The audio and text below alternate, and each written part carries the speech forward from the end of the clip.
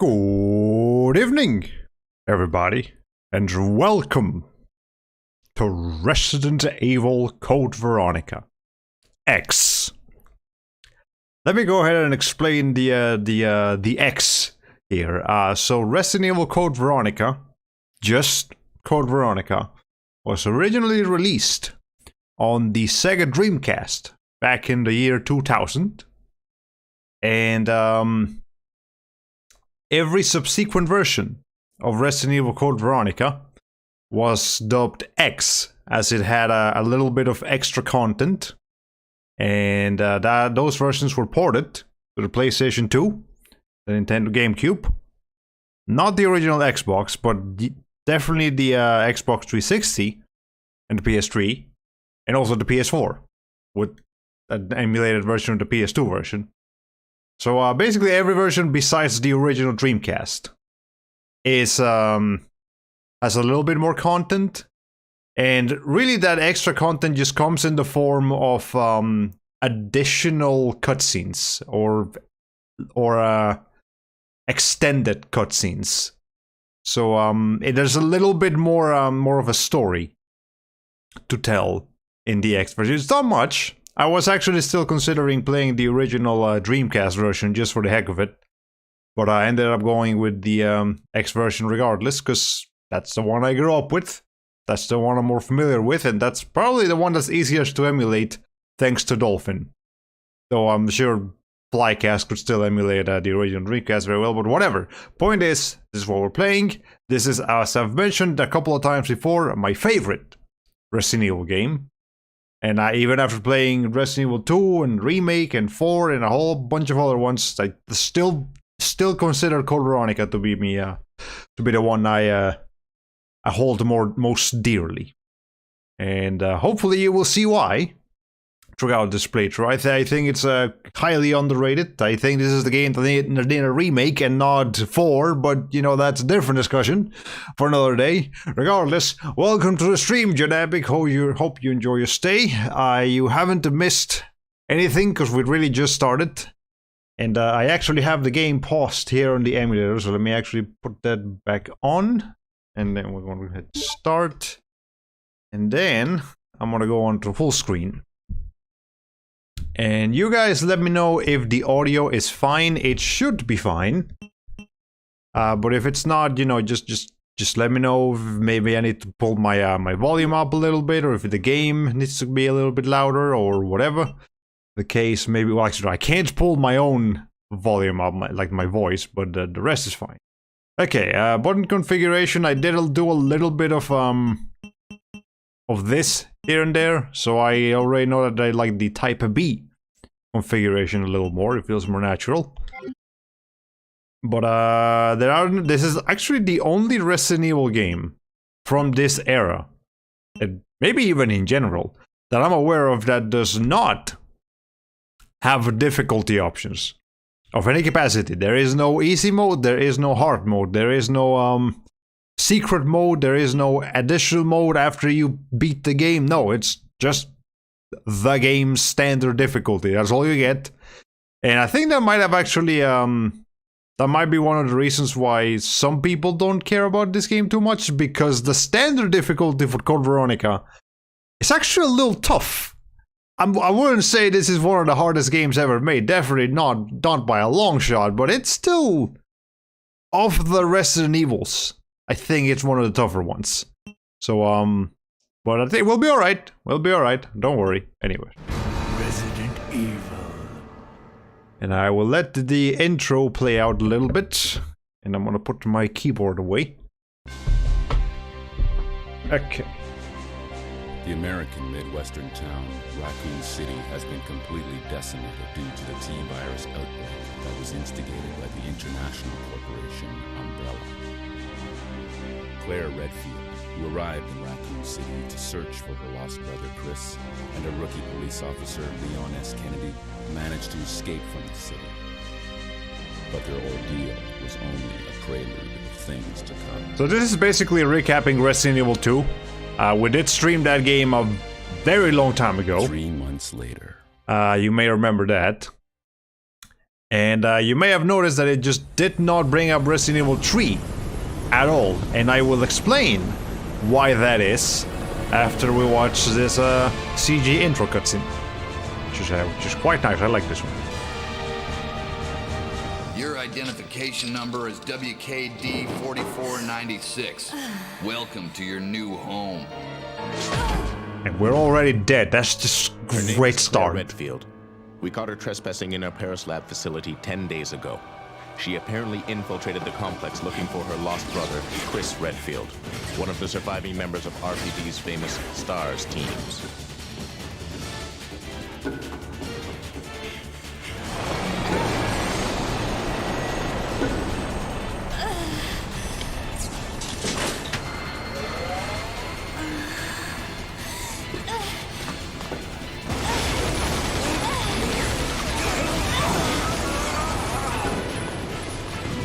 It's a pretty action-packed intro for what should be a horror game, but then again, it's also Resident Evil. Resident Evil's always been a little bit more action-packed than your average horror game.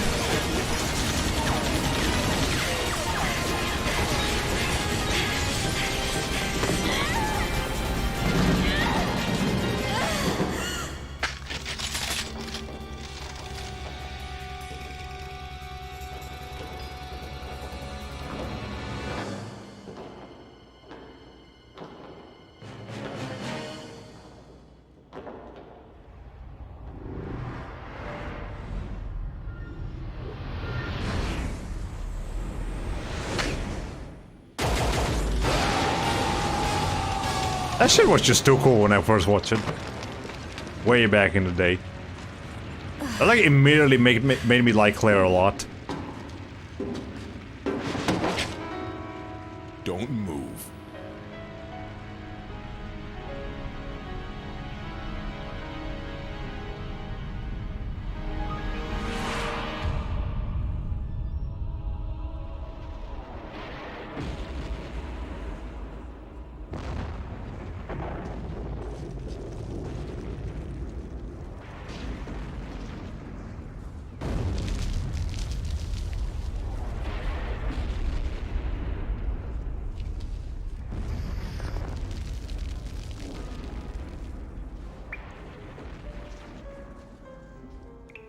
I also need to remind you guys that this is from the year 2000. Like, for the era, this is a pretty good CG cutscene. This is a little bit before the PS2. So again, Dreamcast.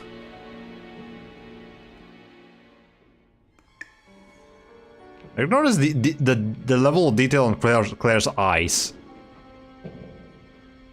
And you may even notice,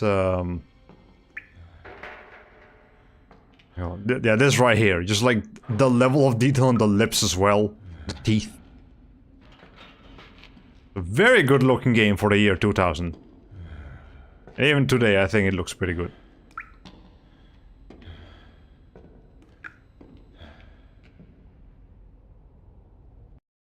Anyways, now we're actually in the game. If I were equipped with Elisha, I could see outside. And thankfully we have a lighter, but we also have a playing manual, so let's go ahead and use that. By the way, I recommend you use the game manual, because otherwise it will just stay in your inventory and will take up space. Okay, everybody just has to get good for this game. And now the actual game graphics. Now the actual GameCube, well, Dreamcast era graphics. Alright, playing manual. Check all items. When you obtain a new item, always remember to look at it with the check command on the status screen. Remember, it's always best to rotate the item so you can check it from different angles. Try to push objects. If you face an object and then press and hold up on the control pad, sometimes you will be able to push it. You may find hidden rooms and items this way. I'm surprised this is the second hint they give you. You don't really have to push that many things in this game. I mean, a couple of things, but not enough for it to be like the second thing they point out. But sure, yeah, whatever. Use the quick turn. You can turn 180 degrees instantly. Okay, yeah, I know how to do that. Use the map screen. You know, make sure you know where you are. Climb and descend. Again, why is this? This is not particularly important, but sure, security boxes. This is a very specific thing that they're telling you, because they're telling you about the security box, not the item box. That's a very that's a completely different thing. The item box. The item box is the thing you guys are more familiar with, whereas the security box is an entirely different subject. Anyways, welcome Making Labs and welcome Firestorm. Hope you guys enjoy the stream. We just started about 15 minutes ago. Watched the intro cutscene and so on and so forth. Okay, and then let's well, here's the actual game. So I was actually gonna mention something, the fact that the recap of the game here did not bring up the events of Resident Evil 3.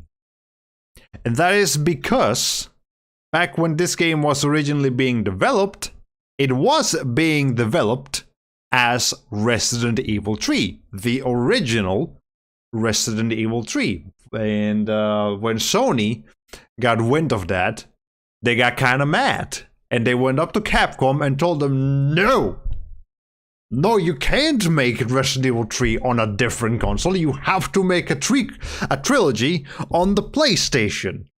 So Capcom had to scramble together another team or whatever to get the actual game that's called Resident Evil 3, Nemesis, on the PlayStation 1.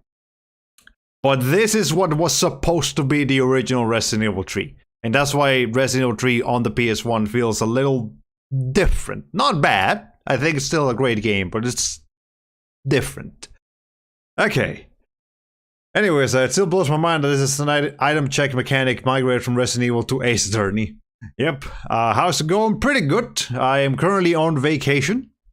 Well, it's more of a staycation rather than a vacation, but you know, it's still pretty fun. I'm enjoying not having to do anything, but I am still gonna do a couple of things that need to get done. Okay, turns out you were playing Elder Scrolls game all along. Time to bust out of prison. For a full picture, check out Matt McMuster's What Happened on Resident Evil 4. Yeah, that'll give you a little bit more context to it, even though I haven't watched that yet.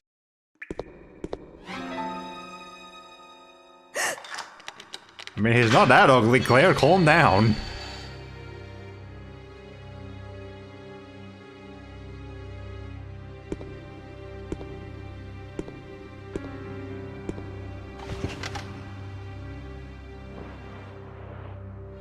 So I do believe that's the guy that Perfect. that actually imprisoned us back in the CG intro.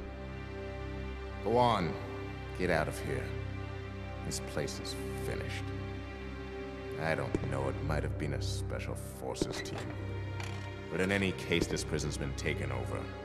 The troops have been wiped out. What are you saying? You're free to leave the complex.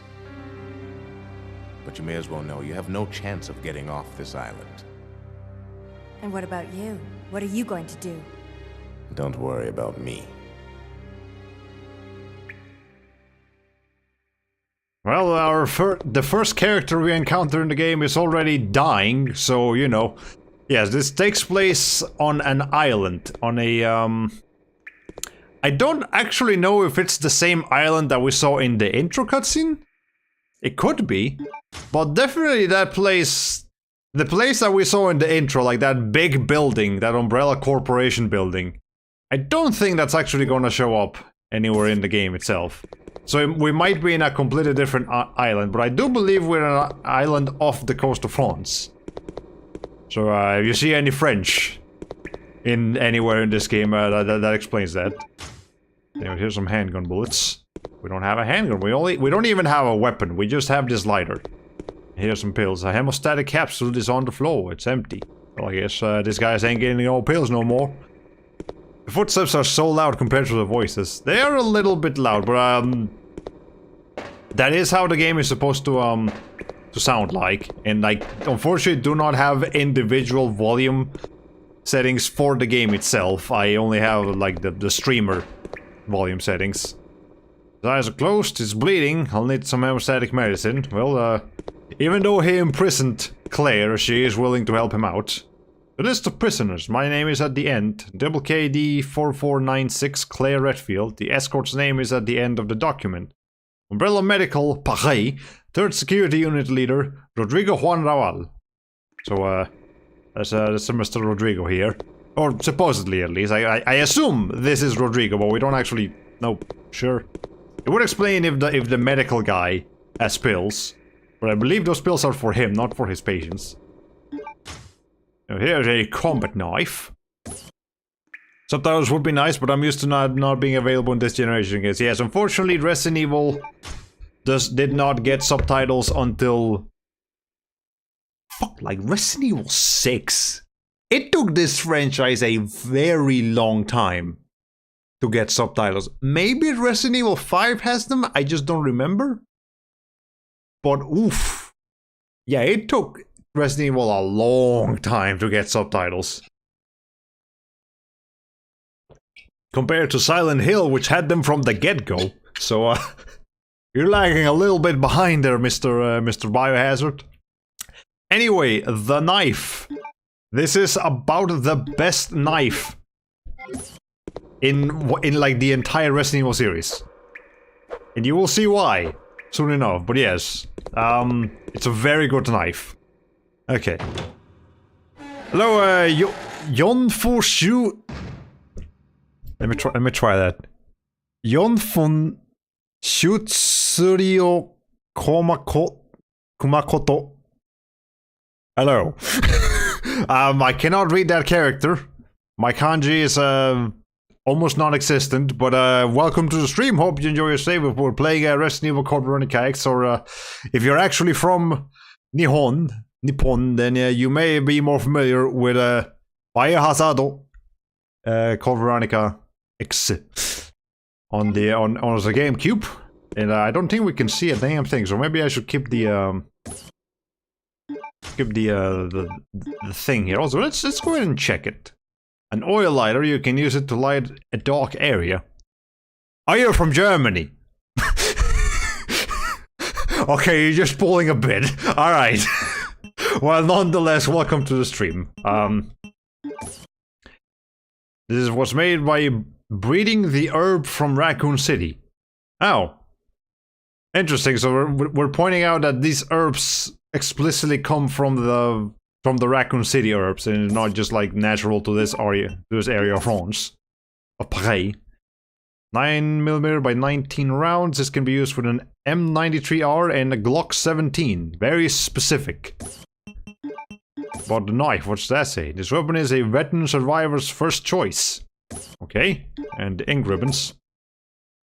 Use this with a typewriter to save your progress. Okay, nothing particularly interesting about the situation here. Also, we get a little bit of Claire's info here. I never really realized that, but her height is 5.545 feet. I think she's like a little. How much is that in meters? It's about 1.70 m, give or take, maybe. 115 pounds. You're very lightweight, Claire, and she's blood type E. I mean O, and she has a little insignia with the fire. I think that's actually from an album. Like, is it Metallica? I don't know, but I know her jacket in Resident Evil 2 had a reference to it might have been Aerosmith. I don't know, one of these albums. Okay, let's see. What does Japan have to say about the O-type blood? I'm sure they have many things to say about all kinds of bloods. Where am I from? I am from Colombia, which is why you may notice a bit of an accent here. But I have lived in the States for quite a while, so I'm now used to the English language. Social, active, glib, curious, and American. That's you heard it here first, folks. American is a personality type. That's hilarious. What is this over here? There's glass. Okay, let's go upstairs.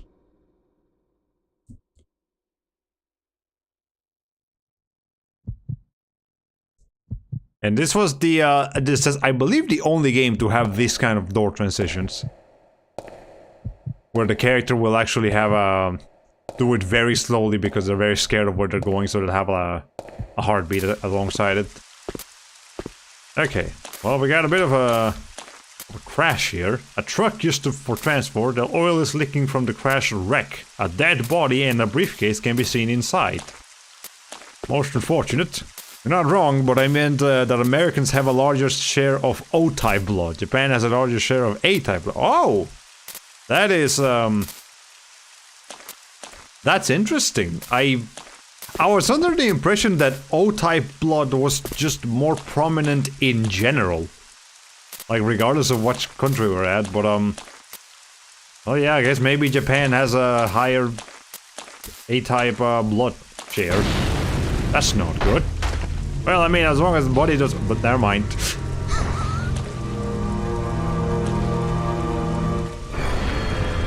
Here's our first zombie of the night. Very nondescript guy. Definitely not as iconic as the Resident Evil 1 zombie, but, you know, there he is.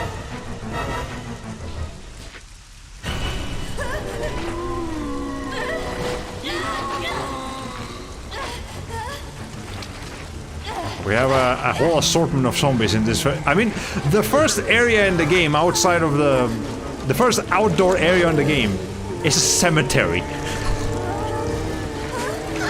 Like, that's pretty good. You gotta give it that. Also, there's the fact that there's a cemetery within a prison, or you know, just like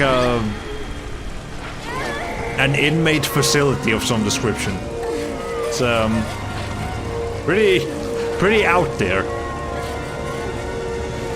We are surrounded. Not good. Hey, get off. We are not going to be fighting any of those people. We are just going to get out of here and move on with our lives. There's like 5 or 6 of them. I'm not fighting them. And trust me, I used to try to fight them when I first got this game when I was like a kid. Never worked out. I'm pretty sure I got many game overs in that one screen. Okay. But it's just more and more cutscenes, okay.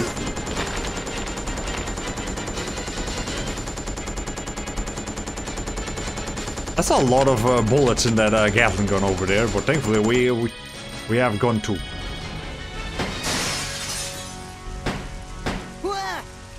Wait, don't shoot.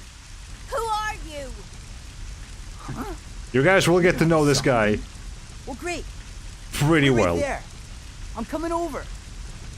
He's definitely the most infamous character of this game. You may have heard of him before. Sorry about that little misunderstanding. But I thought you were another one of those Shut up. Make one wrong move and I'll shoot. Relax, beautiful. I said I was sorry. My name's Steve. I was a prisoner on this island. And I'm guessing you're not from Umbrella either. No, I'm Claire. Claire Redfield. Claire? Nice. I'll remember that. Hey, I heard there's an airport around here. And once I find it, I can finally escape from this crazy island. Well, I'll see ya. Hey, wait up!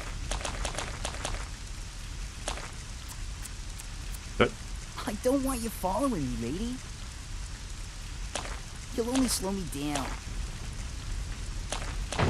You don't make a good first impression, Mr. Man. Did we even get his name? I actually don't remember if we got his name, but we got the handgun. And this handgun actually has a capacity of 15 bullets. But because Claire used 3 bullets in that cutscene, we start with 12 instead of 15. It's an interesting detail, but I would have liked to kept those 3 extra bullets. I mean, every freaking bullet counts in this game. Okay. The fire doesn't seem to slow it down. Yeah, they can't just dump bodies into the ocean, or can they? Honestly, I feel like Umbrella definitely would. I don't know if other facilities would, but Umbrella definitely would just dump bodies in the middle of the ocean. Okay, that's because Japanese consume much vitamin A and Americans omega-3. Yep, that's how blood types work. Alright, so many horror games NPCs are like this. Gameplay and story integration, nice, yeah. In German there's an idiom called the A and O of something. That means everything because alpha is the first letter and omega is the last. Oh! Interesting. Okay, so he did point out that his name is Steve. I was paying attention more to his mannerisms than what he was actually saying. Which, by the way, I have heard Steve be described recently as painfully Canadian. I'll let you guys be the judge of that. I'm not Canadian. I don't really know many Canadians, if any of them. But he is in fact Canadian.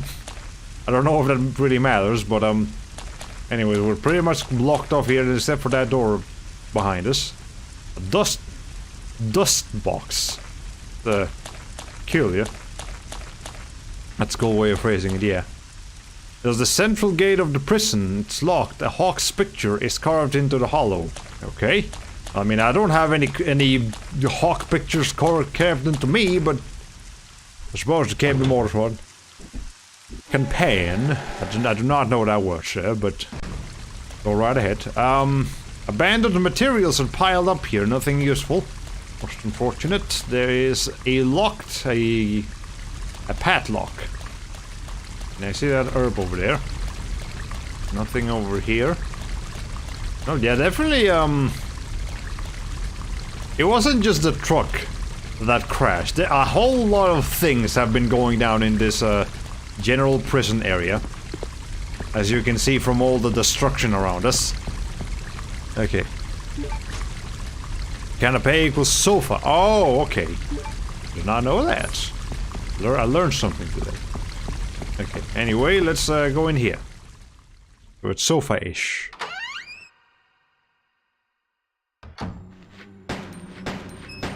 That's a bit close, but okay, let's go ahead and use the knife on this guy. So you may have heard that it wasn't just like a single slash sounds, but you might have heard multiple slash sounds as I did that, and that's because that's how this.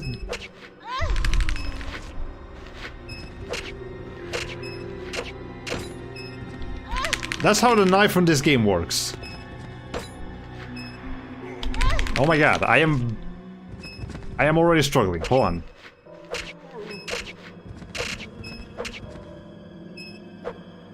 Yeah, the knife in this game actually slashes multiple times. Yeah, you can actually get like up to 9 hits per knife swing. So if you position yourself correctly, you can actually very reliably use it as a weapon, even late into the game. So it's definitely worth keeping the knife around. Just, you know, it's still kind of risky to use it against an enemy instead of a gun, but it works, and you can definitely finish them off very easily once you get them on the floor, and there aren't many walls around you, as you can see, because walls will be a problem. Okay. But we're already in caution. I don't like that. But we'll be fine. We'll be fine. It seems that someone didn't finish their soup. It's still a bit warm. So whatever happened in here really just fucking happened. Like, right before we broke out. Okay. Got a Bavaria blue cheese here. It's sadly not ripe though. Still good. Oh. Well, I don't know if cheese was soup. But, well, yeah. Cheddar cheese soup is a thing. Maybe this is cheddar cheese soup. Who knows? Could be. Being useful over here, over there. It looks like the knife also has the Dark Souls weapon issue. When attacking near walls, it bounces off instead of landing on the enemy. Yeah, it's a little finicky, but in a big open area, it can definitely be quite useful. The toilet has some rather disgusting stains. A horrible smell lingers. Well, yes, it's a toilet. Look at all the cockroaches around us. Do they even have toilet paper? I can't tell if that's toilet paper or like a toilet paper cover. It looks a bit metallic. Well, whatever. Half-eaten food items are scattered in this area. It looks like there were a bunch of people eating here, and all those people are zombies now. So that's unfortunate. A go for some cheese right about now. It cannot be anything other than roach stew. Blue cheese. I'm actually not that big of a fan of blue cheese. I'll be perfectly honest with you. I mean, I don't absolutely hate it, but I also don't particularly like it either. Has to be mixed with something. Yeah, they gotta get a craving for a brie after seeing it the other day. Yeah, brie is a little different. Okay, prisoner's diary. I guess I will give this guy a prisoner voice. May 13th, this room stinks of death. Based upon the information I found, I believe that I'm in far south of the equator. Wait a minute. France is not far south of the equator. Huh. Okay, so this prison is owned by Umbrella's like Paris division, but it's nowhere near Paris. So we're like... Okay, so this must be like an island like off the coast of Africa or South America or something. If we're south of the equator, there's only so many places we can actually be. Because even if we're counting French Guiana, which is that like extension of the French territory in South America, that's still above the equator. That doesn't count. So yeah, it's just a fucking random ass island in the middle of nowhere. Probably in the Atlantic Ocean. Okay, looking for me that Bob in the bunk below is one of those interesting type of guys. May 16th. Today, Bob told some crazy story of why he was put in this place with me. Bob said that he used to be an attendant of the head of this place.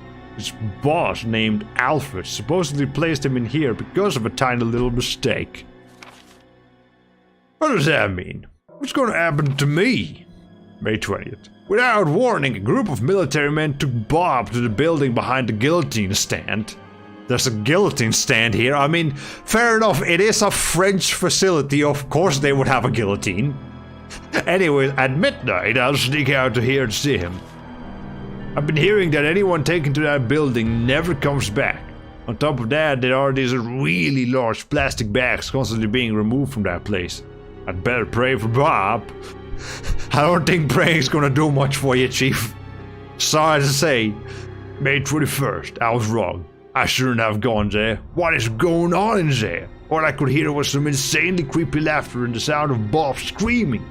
I don't know what to do. I can't stop thinking about it. Is that gonna happen to me? I can't let it. I just can't. May 27th. This is my last entry. All of my fellow inmates have been taken to that building. I know that I am next. It's obvious that we were all here to be used as Alfred's guinea pigs. There's no way out. What am I gonna do? Well, assuming that the prisoner is not this guy, I don't know, but it could be this guy, and maybe he killed himself in an attempt to just like not have to deal with whatever Alfred is doing to them. Or maybe it could be this guy down here, who knows? Maybe the person who wrote that diary is not in this place right now. Okay. Alright, I'm actually, wait, really? That's feta cheese that you really like. Feta cheese, I like it better than blue cheese, but I don't, like, love it. Alright, appear to be toiletries, they've all been worn out. Anyway, I gotta eat blue cheese with something. By itself, it's too strong, I can't handle brie at all, though.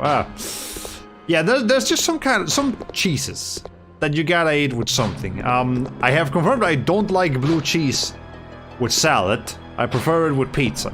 I think the pizza is about the only thing I can tolerate blue cheese with. Anyways, Mr. Man here. I really can't tell if these people killed themselves or if they were killed by something, but there's definitely some activity.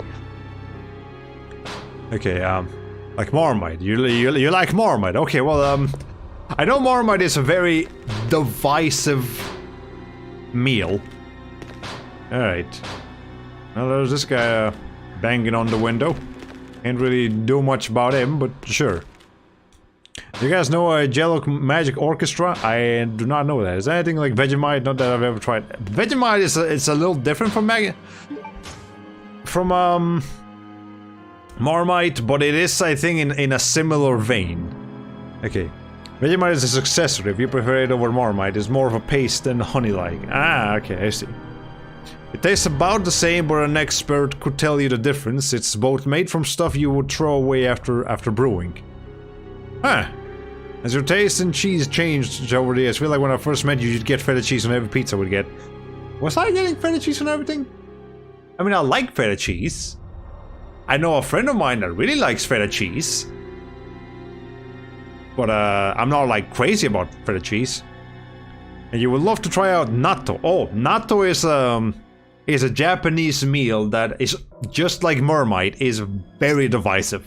Some people love it, some people can't stand it. Nobody has a mild opinion about natto. Anyways, of course he was gonna break out of there. Okay. We're just gonna get the guns and get the fuck out of here. I don't need to. That's why I made sure to grab everything in that room before leaving. Now there's a guy over here too. Well, thankfully we do not need to come back in here for any reason at all whatsoever. So we're just leaving. Okay. But we did get an M100P, a semi-automatic pistol which has a large-sized special magazine. This handgun enables precise, rapid shooting with little recoil. So here's the thing about this weapon. First of all, it takes up 2 slots. Well, you know, it's 2 weapons, so I guess it kind of makes sense. But it takes up 2 slots, first of all. Second, I think there is no additional ammo for this weapon. That's why it's at 100%. If you use up every shot in here, that's it. You're not getting any more. So, use it sparingly. It's pretty powerful. It's a pretty powerful, pair of weapons here, but, use them sparingly. You're not getting any more. So we're gonna save those for more precarious situations. Also, we are being watched. There's a lot going on in this prison, even though we just kind of started here. And you know what? I'm gonna have some water. You might have left an impression on you. Maybe you were just going through a phase when you were temporarily craving feta. Maybe. And I mean, now that you keep bringing it up, I would not mind having a pizza with feta right now.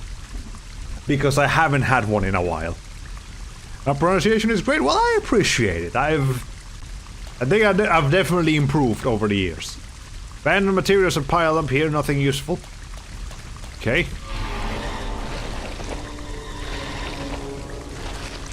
Most unfortunate, but good thing the creature that is living under here no longer cares about us, because now they just got the lunch. There's a big hole in the wire netting.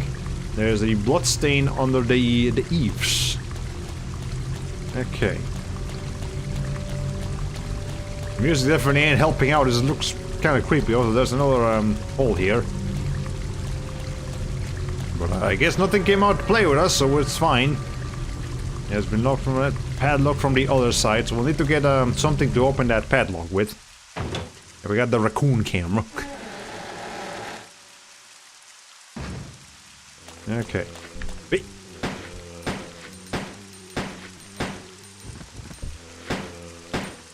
Okay, that guy's dead already. See if we can finish him off. There we go.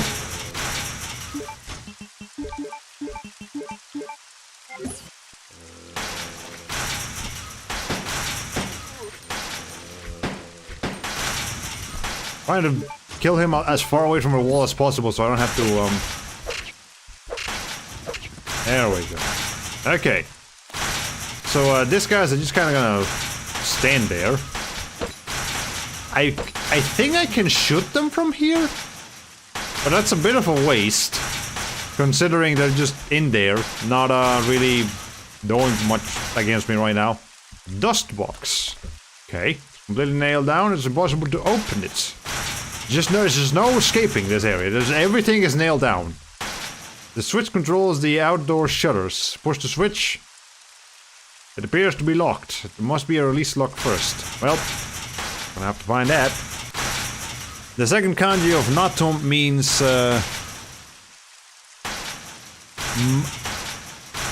Mami? Mami? Mamo? I forget my hiragana. It's been a while.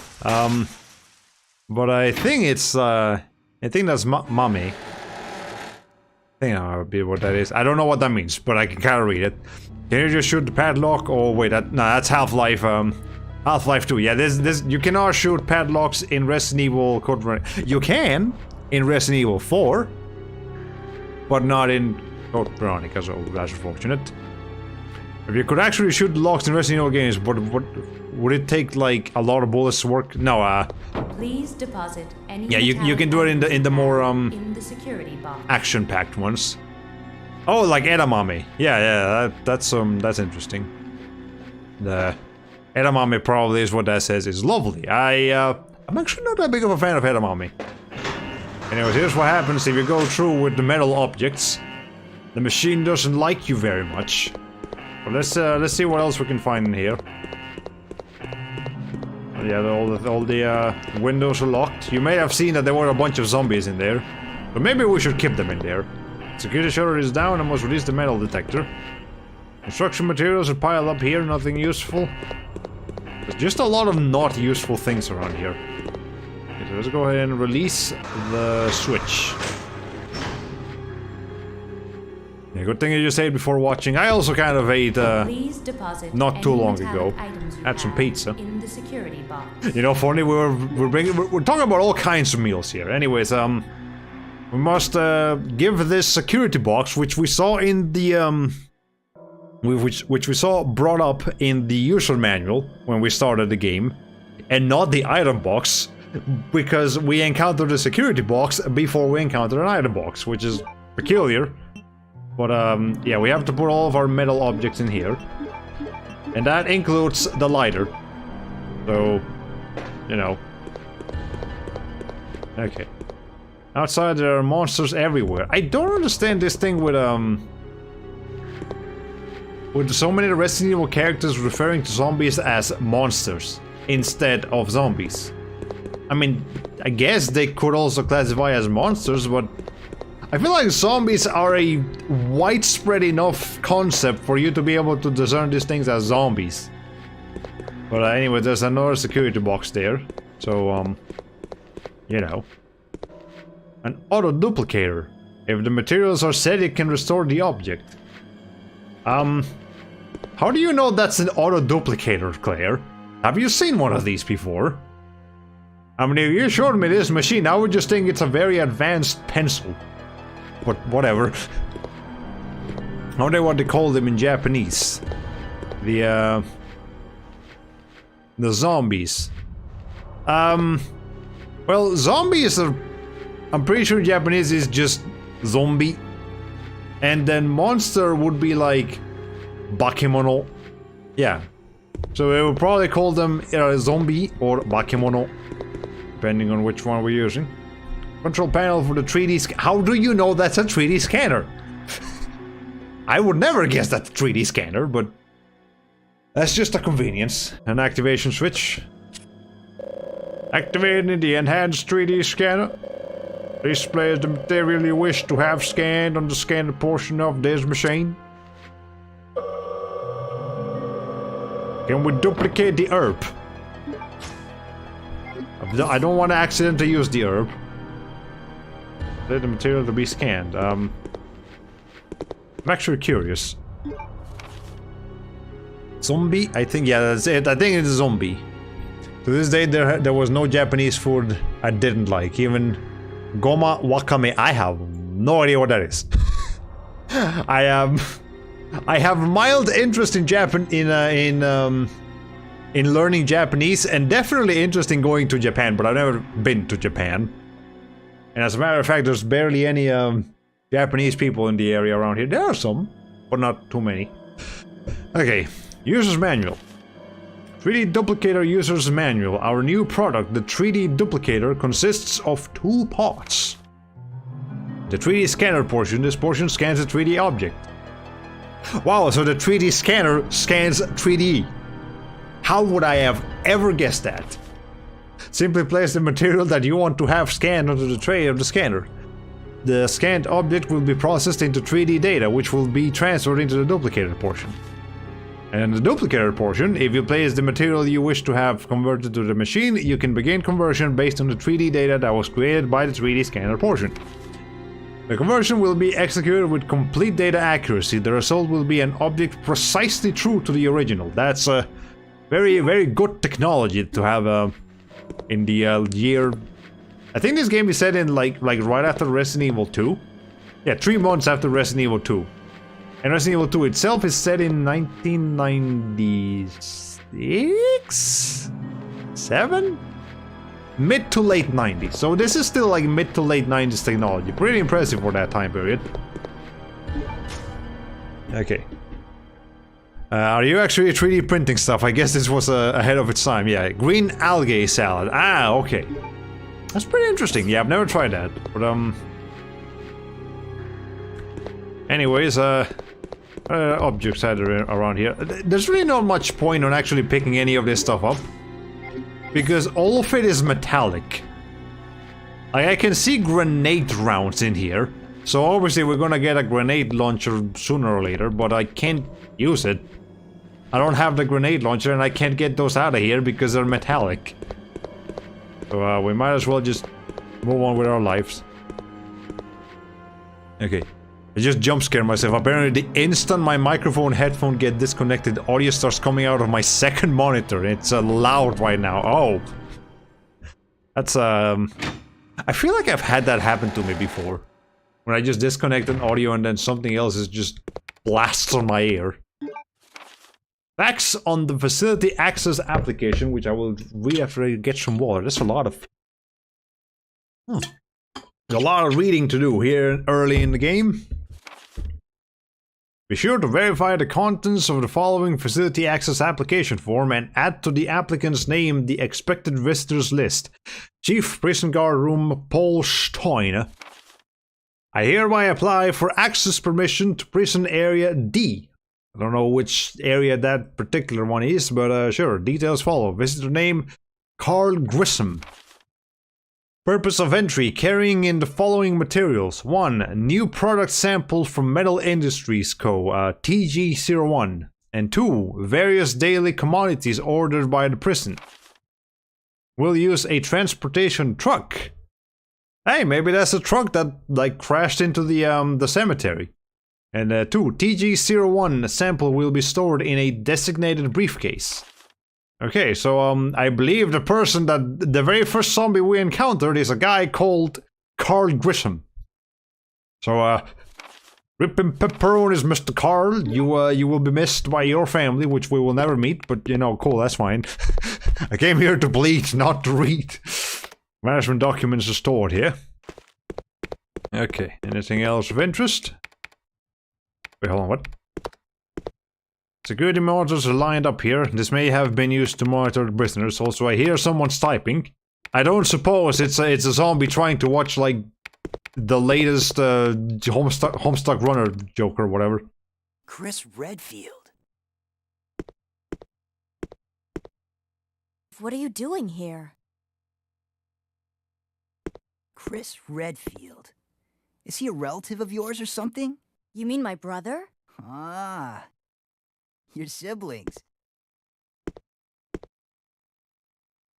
Well, it seems your brother is under surveillance by Umbrella. What?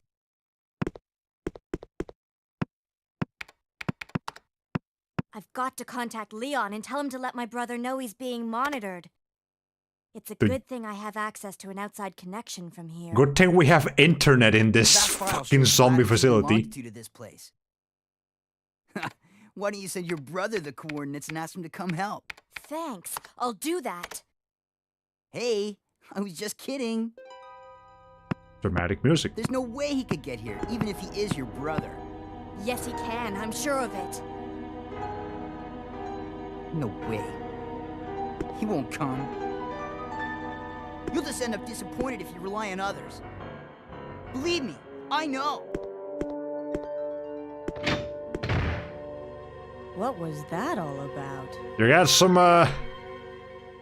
personal demons you need to let out, Mr. Steve?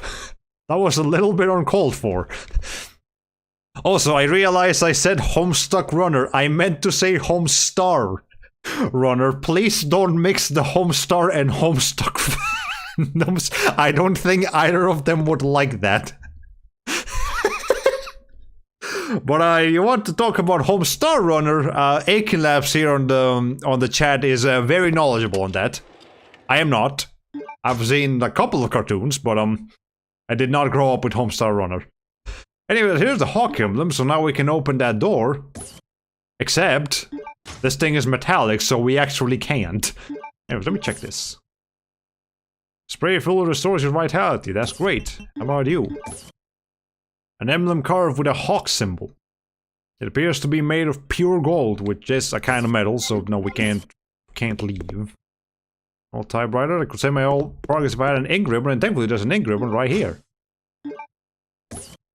Yes, Projande. It always bothers me that why kids learn the letter X with xylophone and not xenophobia.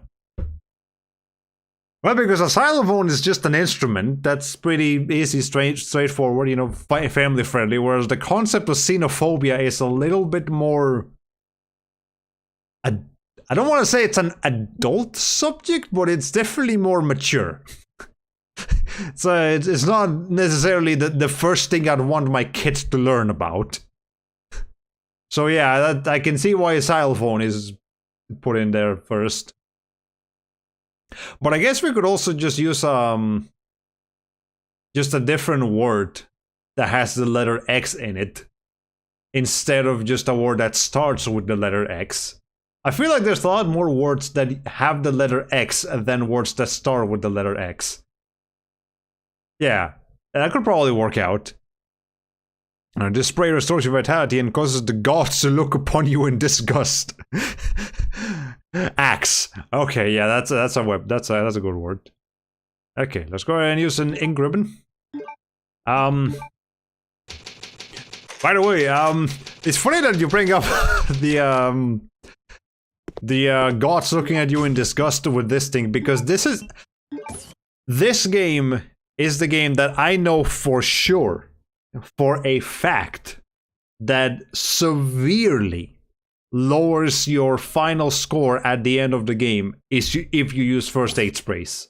You can use herbs as much as you want, but if you use first aid sprays, your score will be lowered down by quite a few points. You basically cannot use first aid sprays if you want to get the S rank at the end of the game. You will probably not get it. Okay, a lock release device. Put the lever, sure. That was a nice sound. Door is being held by something. It looks like some kind of box. I'm glad it's a box and not a creature. Alright. Yeah, read what was over here. That's a bright yellow paper. I thought that was something I could examine, but I guess not. The email to Leon has already been sent. I wonder what Leon's email is. Is it something basic like Leon_Kennedy RCPD at AOL.com? Or is it like Kennedy Destroyer 87X at Yahoo.com? Who knows? I feel like Leon could have both. Please deposit any metallic items you have in the security box. Okay, well, I guess we'll have to put away all of the things we just got. No fun for us. But we can go ahead and pick up the things we had before. Like, we'll get the lighter in there, and I'm gonna put the gun, and the knife, and the thing, and the other thing. And we're now out of inventory space, now I notice. Actually, we're gonna go ahead and keep these in there, just so I can keep some inventory room for myself. We'll be fine with just the gun. We'll be okay. Yeah, these two security boxes are not connected. The item boxes are connected, but not the security boxes. Also, yes, these guys are still banging on these things. We can now open this. That's convenient. Well, of course there's fucking zombies in there. Why wouldn't there be?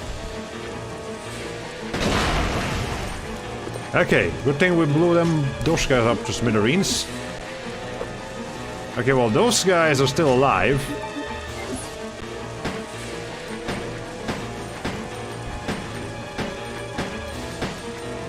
Okay, I think that guy... No, that guy's not dead.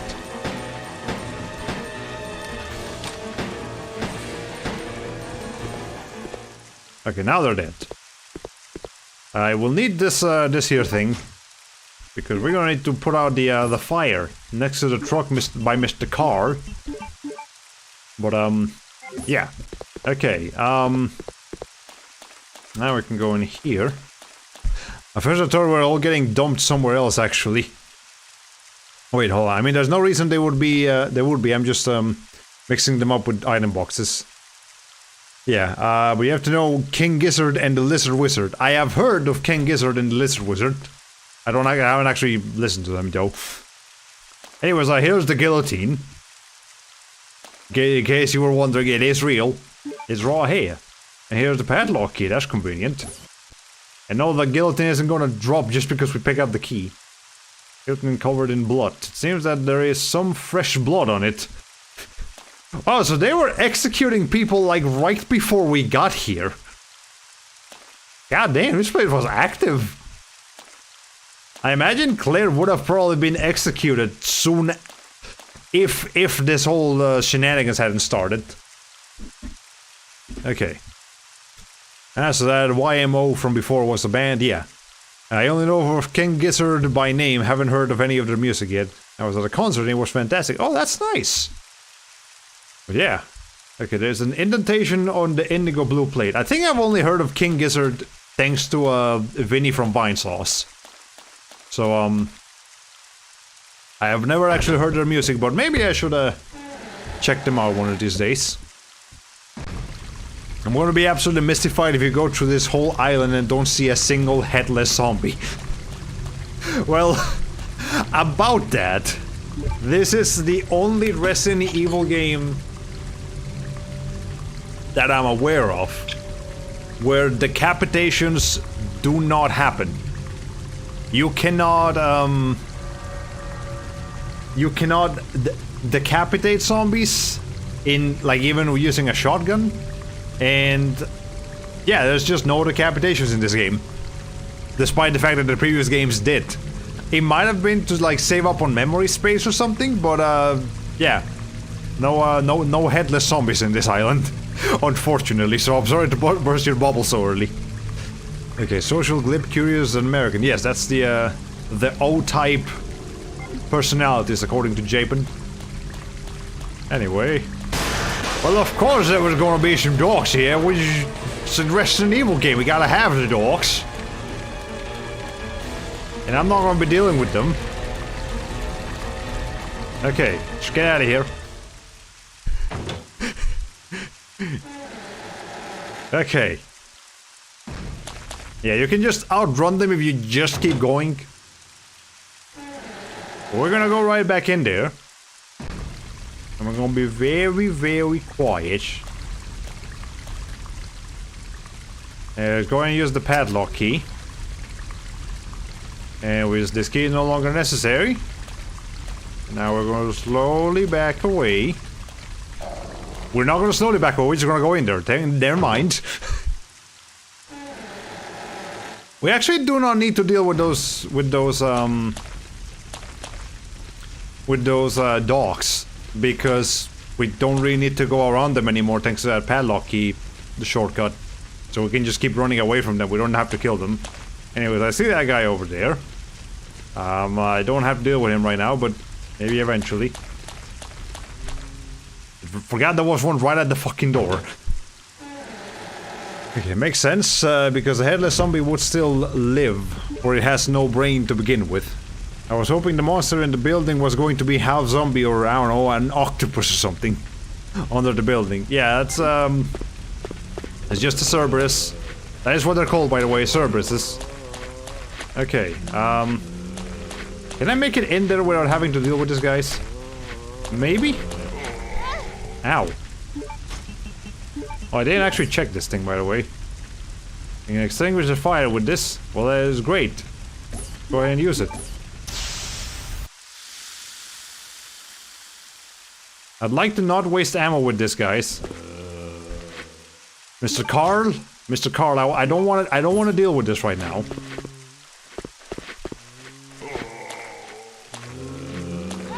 Hey. Gotta make sure I'm not taking too much damage here. Hey. Okay, just get out of here.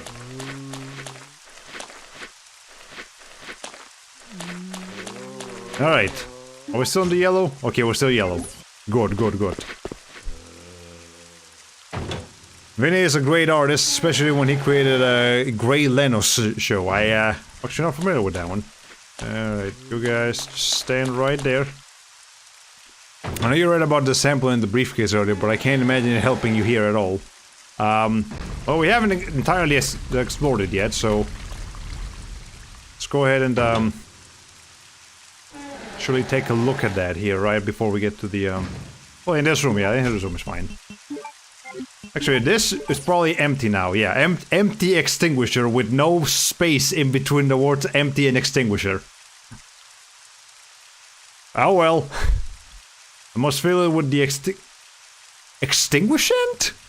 Is that what that's called?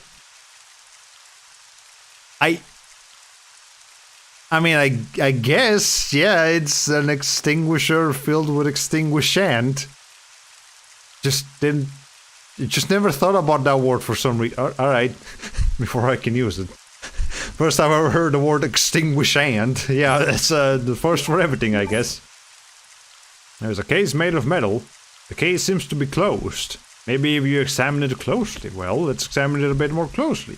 There's a button. Let's push the button.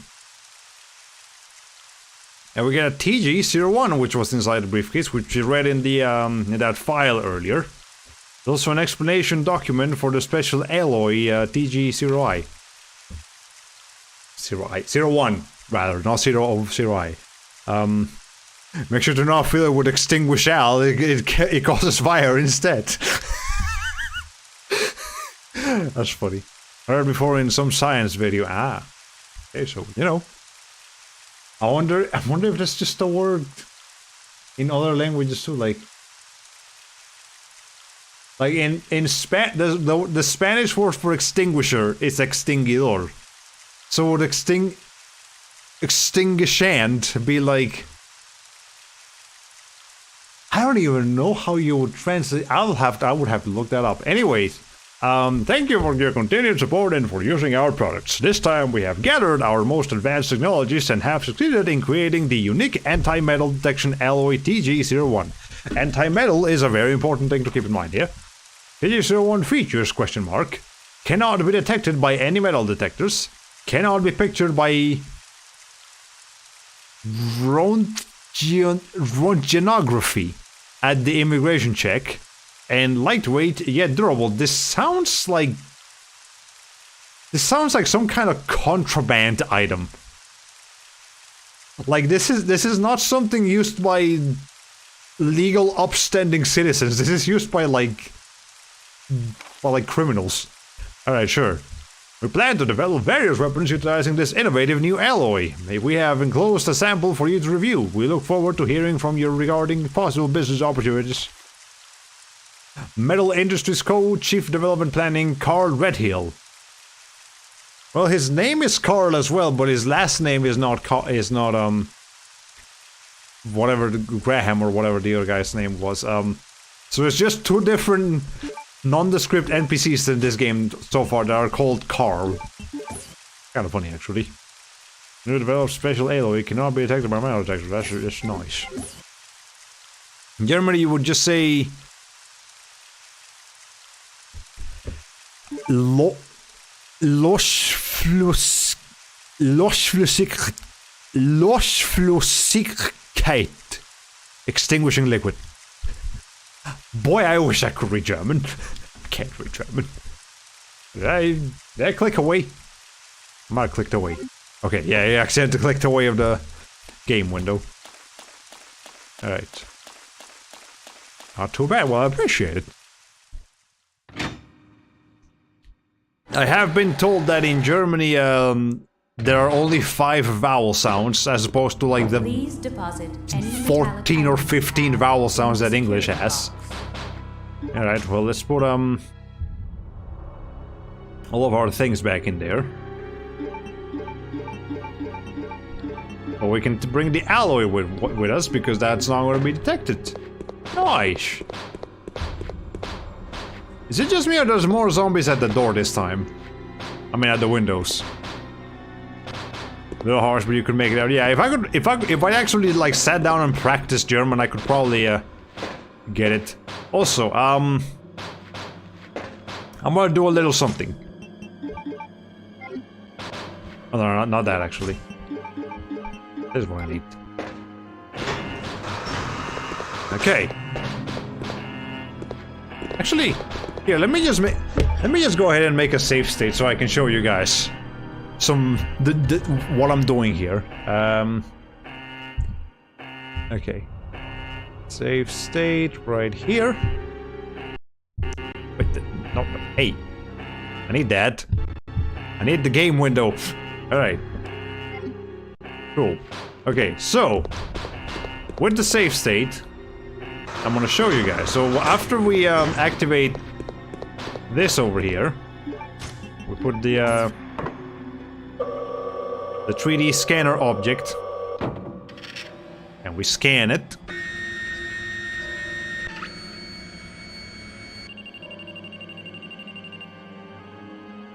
We can now do some pretty 3D printing. And we will go ahead and put our TG01. I'm sure I understand now the alloy bypasses a metal detector. It's criminal magic. that's all it is. You're all criminal magic. Duplication complete. Loftskrij is the O is an Okay, so lush fluoskite. Something like that. So of course, after you do that, all the zombies break out. And you'll have to deal with them on your way out. But if you're smart and you do what I did, and you hold on, load state. There we go. You just pull the game up again because this whole thing is complicated. Okay. But if we just keep that security system in there. Just keep the doors locked. Remember, because that also locks the gate, like the window gates, and we can actually keep the zombies in there. That's a little trick. Now, I believe we might actually still have to deal with those zombies in the future anyway. But at least we don't have to deal with them here, right here, right now, when we have very few weapons. Yeah, so you're right about them breaking, but we can keep them in there.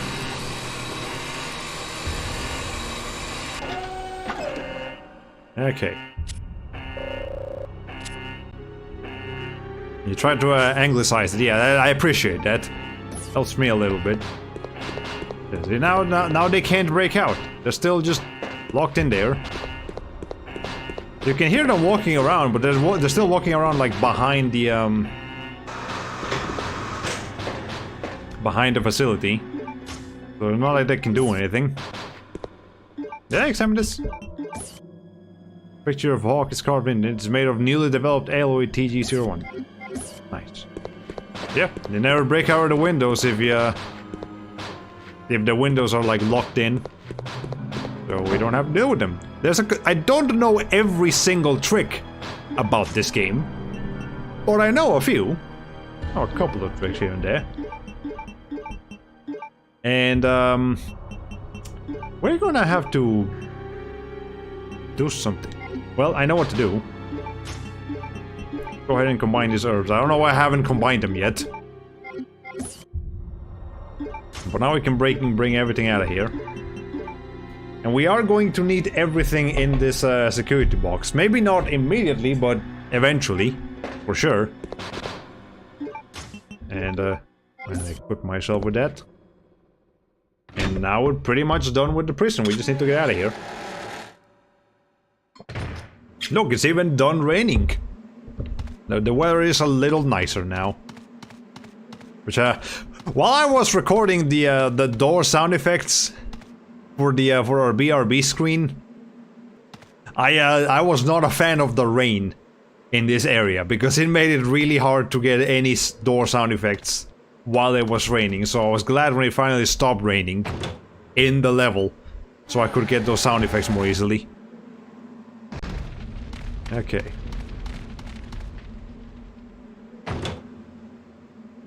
Alright. Why did the chicken crush the road? That's a very powerful chicken. I've never heard of that, but sure. Okay. Now we can get out of here. A big fucking door. Alright. Well, we're out of the prison. The door has been completely destroyed. Can't really see what's in there anyway, but that's alright. Cannot proceed from this side. There's a car in the way. Anyways, don't forget that we're still not quite done with that prison area. There was that other door that had the insignia right next to the guillotine, and you know, there's still Mr. Juan, I think was his name. He still needs medicine, so we'll have to come back there eventually, but we'll be more better Not more better. We will be better prepared when the time comes. Anyways, I do see those herbs over there. Unfortunately, we're kind of low on space right now in our inventory, so I'm gonna leave them there for now, and I'll come back for them later. Oh my Christ, just get in the car and hop over it. Why do video game characters always do this? I don't know, but yeah, you're right. They're video game characters that can't jump also just cannot apply basic maneuverability logic. Like, it's so fucking weird. Like, you know, one thing is their character not being able to jump, but another thing is just not using common fucking sense. Anyway, Mr. Man, first of all, I need to know right now. If I use a knife right here. Okay, good. I'm gonna lure them in here. Come here. Come here.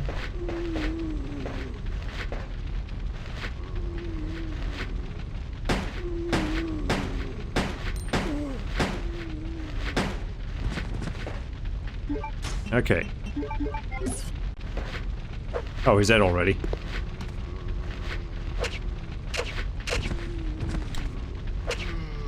Yeah, if you're real quick about it. Well, maybe not quick enough. I wasn't. But you can reliably get rid of those guys with just a knife. Okay, that guy over there. Yeah, I almost thought I got him, but you know, in exchange for the knife doing multiple hits, each individual hit does less damage, but you know, you're overall still doing more damage. But there is a bit of a risk there. Alright, I'm gonna keep luring these guys over to the big open area. Because I don't want those walls interrupting my knifing. Okay. If I shoot his feet... yeah, that might make him fall down a little bit faster.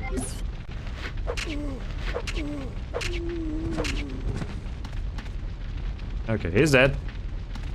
Here we got rid of 4 zombies using... a pretty low amount of bullets. So that's nice.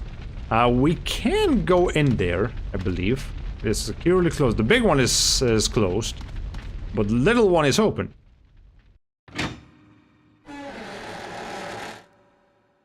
But we're not gonna deal with that because there's dogs in here. So, I'll come back here later. Death by fetish. And all the zombies are gone. Thankfully, this is not Resident Evil Remake, so I don't have to also burn the bodies after I kill them, otherwise they'll turn into Crimson Heads. I was a pretty dastardly mechanic of that game. A cool mechanic, but dastardly. It's nailed down from the inside, I can't open it. Can you even tell there was a small door? Well, if we were playing the PS2 version of this game, that would have been even more difficult, because the PS2 version of Resident Evil Code Veronica is really dark. Like, visually, it's really dark.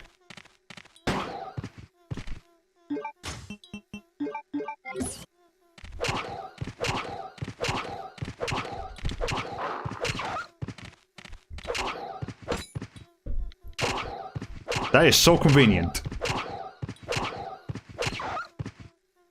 That is so convenient that that dog just completely missed that. Because the other dog's collision got in the way. Alright. Are there any more dogs? Yes, there is.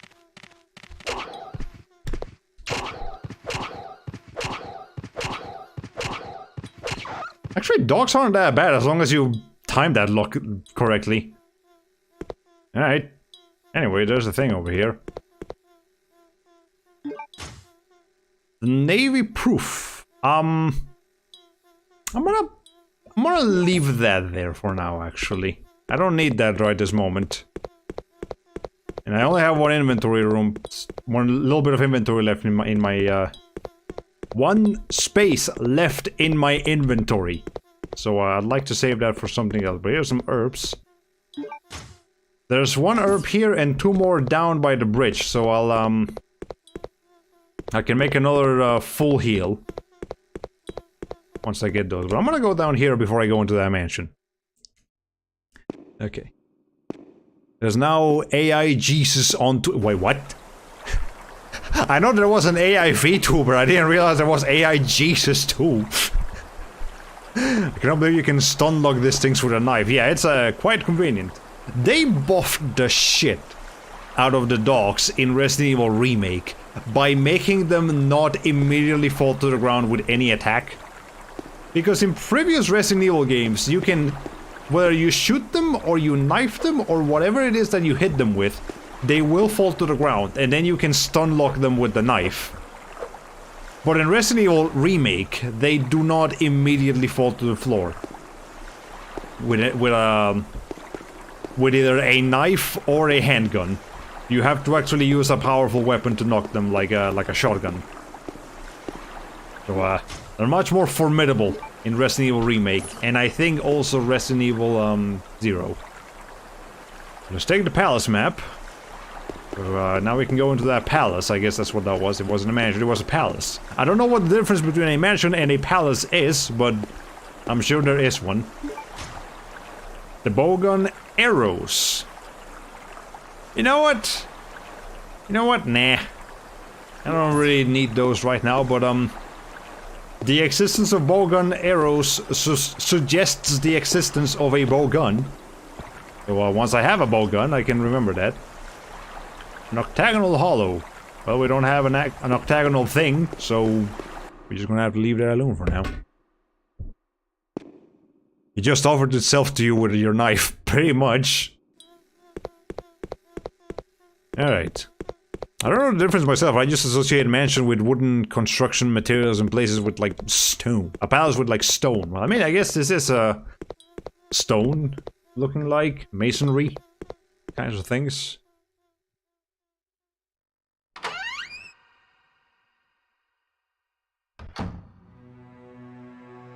Alright. We got some flags in here. Bit of an entrance. Probably is some kind of a political palace, or maybe not. Whoever owns this place is very proud of themselves. Alright. Get some bullets. Also, we've been playing this game for an hour and 23 minutes and still no sign of an item box. I believe this is the longest that any Resident Evil game takes to give you an item box. You know, of the Resident Evil games that actually have one. Okay. Security lock system is active. Enter an employee ID to activate the unlocking device. Please enter your ID number. I don't have an ID number, so let's I guess we'll have to get that from somewhere. Electronically locked. Actually, we're gonna go in there later. I do remember what's behind that door, and I don't need to deal with that right now. Not this moment, at least. Not until I get a little bit more inventory space. A huge portrait is on display here. But I can't see the face, because the face is a little, fucked up. Okay. Locked Silver Crest is carved here. So we'll have to get the Silver Crest key, or the Silver Crest item, or the Silver Crest whatever. Also, this mansion is also a little bit messed up. Look at how many cracks are on the wall. Look at the stones on the ground. So, it almost feels like there was an earthquake in this island, but it was probably more of some kind of crash. Maybe? Kind of hard to tell. Can't see any of this, can't examine the pictures. Alright.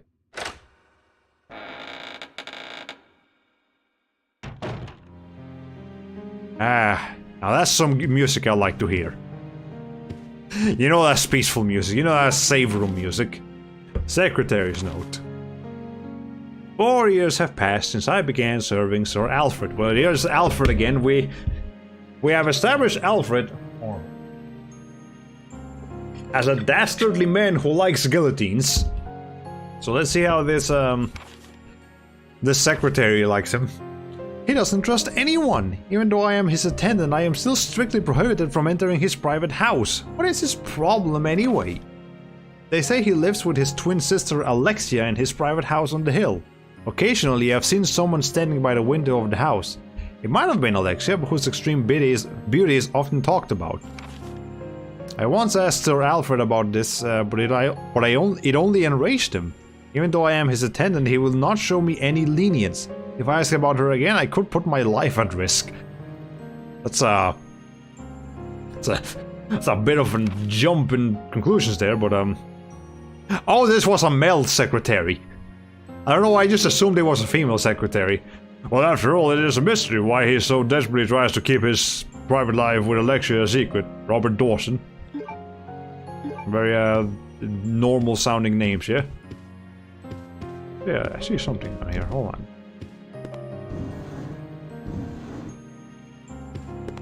Hold on, a little bit more. Aha! An ID card. Locked, there's an indentation in the shape of 2 guns. Well, we've got these 2 guns. But I don't think I can... No, I can only... There's no need to use it right now. Well, never mind. Can't fit those in there. Alright. Let's check the ID we just got, actually. ID card for an Umbrella employee. But if we look back... The word NT... Well, that's not a word, that's a code, Claire. Anyways, NTC0394 is written on it. Alright, NTC0394. Just, can somebody write that down on the chat? That way I don't have to write it down myself, because that's definitely what we're gonna have to put in the computer down there. NTC0934. I can probably remember it anyways, but right. Okay. NTC0934. Thank you. Appreciate it. Oh, there's bullets here. Also, you wrote... I see what you did. You wrote NPC0394. Oi! Oi! Okay, whatever. Alright, we're gonna put this gun away. I don't think we need we don't desperately need it right now. Alright, NTC... Fuck, now I have to check again. NTC0934. Wait. NTC0394. Okay, NTC0394. So the number is right, it's just the NTC part is different. Alright. This is down here. Am I a pirate? I do not, if you're talking about, like, a guy who sails the 7 seas, no. But if you're talking of, if somebody that, if you're talking about somebody who emulates video games, yes. We are playing this on an emulator. Because I do not have the means to record a GameCube right now. I also don't have a GameCube. And also, I'm not about to spend, like, the hundreds of dollars that it takes to get these old games on the, on an actual machine. It's too expensive to be a games collector. And, let me tell you, game publishers are not making it easy to get these old games. Some of them are. But there's still way too many games from, like, before the year 2012 that you just cannot get anymore. That rather alarming amount. Okay. Oh, well, so something else on the subject of emulators and this game, something else that the game kind of... Something pretty extreme that Resident Evil Code Veronica asks of you if you want to get an S rank at the end of the game is beat the game without saving. Need I remind you, this is a 2-disc game. Now, on that note, you do get a free save halfway through the game. That one doesn't count, so you can save that one. But otherwise, yeah, you're actually expected to beat this whole thing basically in one sitting. If you want to get an S rank. So, on the subject of emulators, if you want to get an S rank in this game, just use save states. And I say that, honestly, I say that in general. Just use save states if you want to play a lot of these older games. Save states can make a lot of the archaic game design in these older games a lot more tolerable. Makes you retry things immediately and lets you experiment more. And you do not have to prove your gamer license to anyone. So just use save states if it makes the game more enjoyable for you. You don't have to prove your game skills. Even if you're streaming, you don't have to prove your gamer skills, trust me. Anyways, N T C 0394. 39. I would probably remember that number a lot easier if I wasn't streaming and had a bunch of other like stuff to keep in mind. Okay.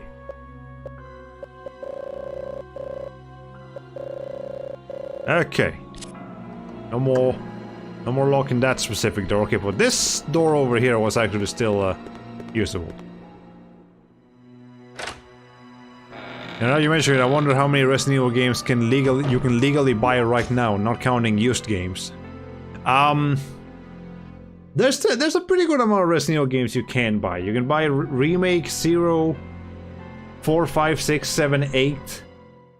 Remakes 2, 3, and 4. Revelations 1 and 2. Operation Raccoon City, though nobody wants to buy that one anyways.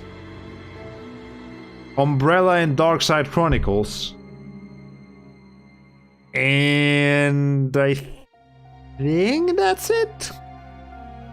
I'm just off of the top of my head what's available on Steam. So that counts out the original Resident Evil 1, 2, and 3, Code Veronica, Outbreak 1 and 2, Survivor 1 and 2, Dead Aim, Gaiden, the Deadly Silence, the DS remake, and is there another one? That might be it, but that's still a pretty substantial amount of Resident Evil games that are just not available. Anyways, I'm gonna put this on right now. There are bats in this room. I think some of the earlier games had bats. But here's the thing about bats in Resident Evil Code Veronica. They're afraid of light. So as long as you have the lighter on, you cannot be attacked by bats. So there is a purpose to having the lighter on, besides just like illuminating the area. So that's useful. Okay. You know, fair enough. Capcom does do a lot of compilation re-releases. Yeah, there are a lot of Resident Evil games, but there's still a lot of them are just not available. Wish we could get something like that for Metroid. Yeah, that would be really nice. And if you have the fuel on, I don't believe there's a fuel can. There are no fuel canteens in this game. Actually, there's only fuel canteens in Resident Evil. What's the name of it? Remake. And I'm kind of glad. That was a bit of a... That was a unique feature that should stay within that game. Trying to shoehorn the burning of zombies into any other Resident Evil game might not really work out. There was a toilet is made out of marble. What are toilets usually made out of anyway? Is it not marble? I actually don't know that for sure. Anyway... Maybe they're used of like a cheaper material. Porcelain, that's what it is. Okay, so a marble toilet is for rich people. See, I am not a toilet expert. The toilet is made out of touch. The toilet is just out of touch in general. Okay. There are zombies here, of course. The mansion is populated by more than just bats. Okay, note to self, this game has a weird thing with like priorities of like targeting priorities. Because I feel like I should have been hitting the I was hitting the zombie that was getting up instead of the zombie that was behind the zombie getting up. So I guess a zombie's hurt box and hitbox is as tall as they are, even while they're on the floor. Alright, note to self. Silver crest is carved on it. Okay, that's 2 doors that we'll need a silver crest for. How about this one? What?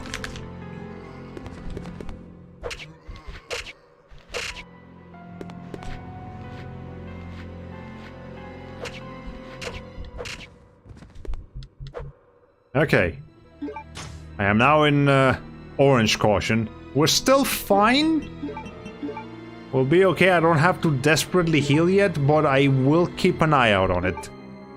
That's not great. It's creepy that dead zombies on the ground twitch. Yeah, they're still technically alive. They're actually no. No, there's a science reason for this. Oh, these guys actually stopped twitching. So yeah, there's a scientific reason for this. After you die, like in real life, your blood and gases and all of the things inside your body, they're still there. They're still technically capable of moving. So as your body deteriorates, due to the, rigor mortis or whatever, parts of your body will actually twitch a little bit after you're dead. It's very creepy. For the most part, it's just slight twitching here and there, and that's why you may have seen. You may see some videos online of like dead people blinking. They're not actually alive. That's just their bodies still reacting to their inner bodily movements after death.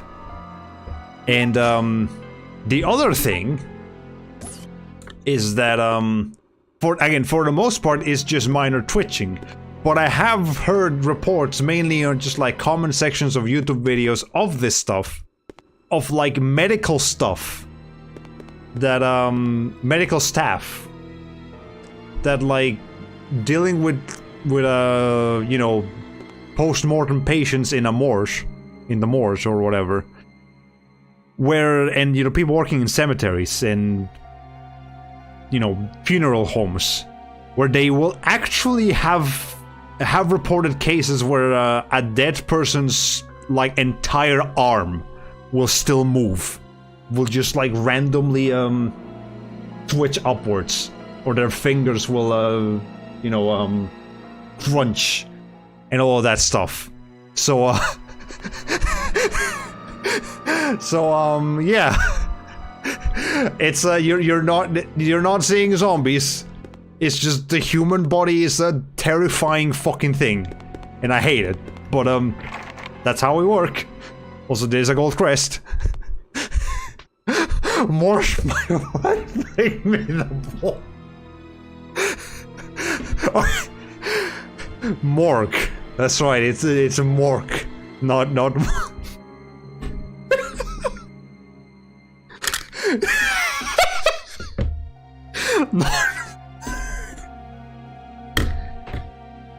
I'm having too much fun here, man. Okay. Anyways, now you move because there's a Twitch TV in your body. The ghost of Twitch chat retains control of the host for up to 2 hours post-mortem. Not self-played Code Veronica music next time I want to tell the gross, creepy story. Also, I'll send you that Simpsons clip later. Oh my god. Okay. Anyways, visual references are placed here, where war seems to be the primary theme. Alright, model fighter plane is displayed here. 2 handguns are displayed here. A lot of guns and war nonsense. 2 magnums. Can we take at least one of those? Those are pretty powerful weapons, Claire. You could use those. Alright, a war tank. Common knives are displayed here. And, no mention of the other tank. Okay, sure, whatever. Projection screen is down. And, notably, this is an ant. Dual model after an ant is displayed here. Probably an ant queen, if I had to guess. I don't think there's any ants that big in real life, but I can't say that for sure. Okay, push the button.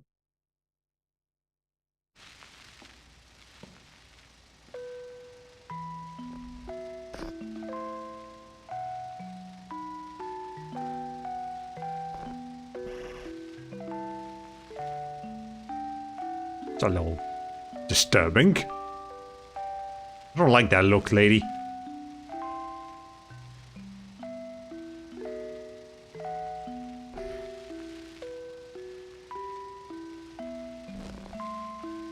I think these children might have had some, peculiar ways of entertaining themselves.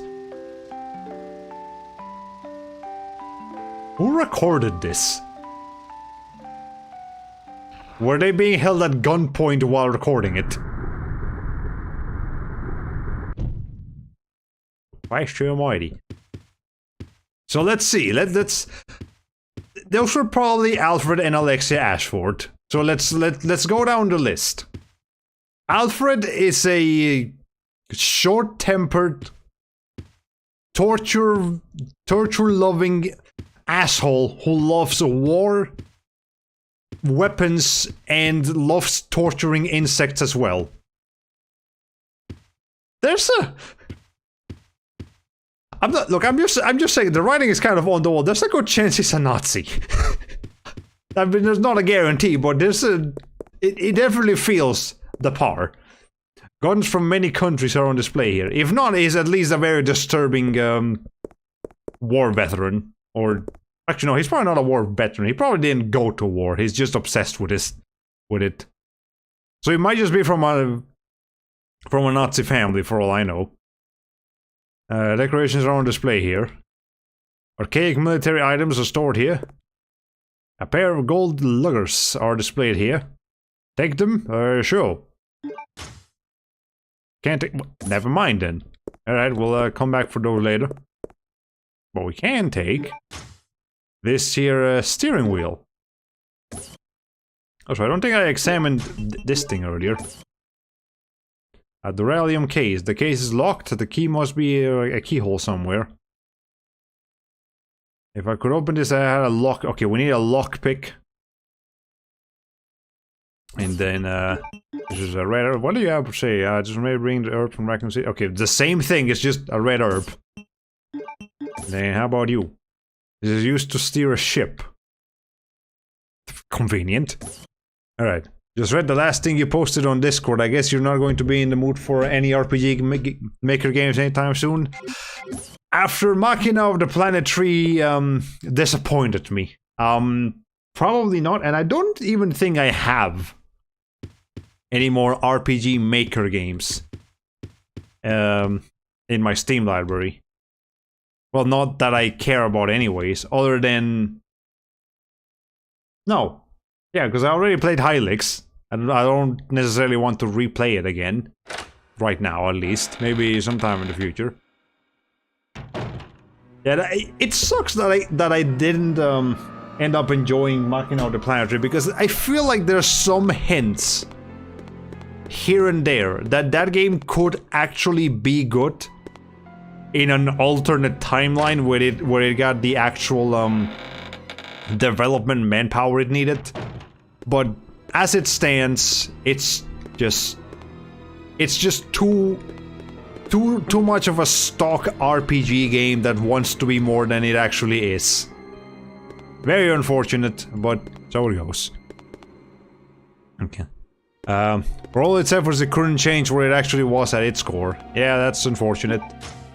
Let me go ahead and go upstairs and deposit a lot of this stuff. You can make a duende stream. I am no goblin, sir. But if I am...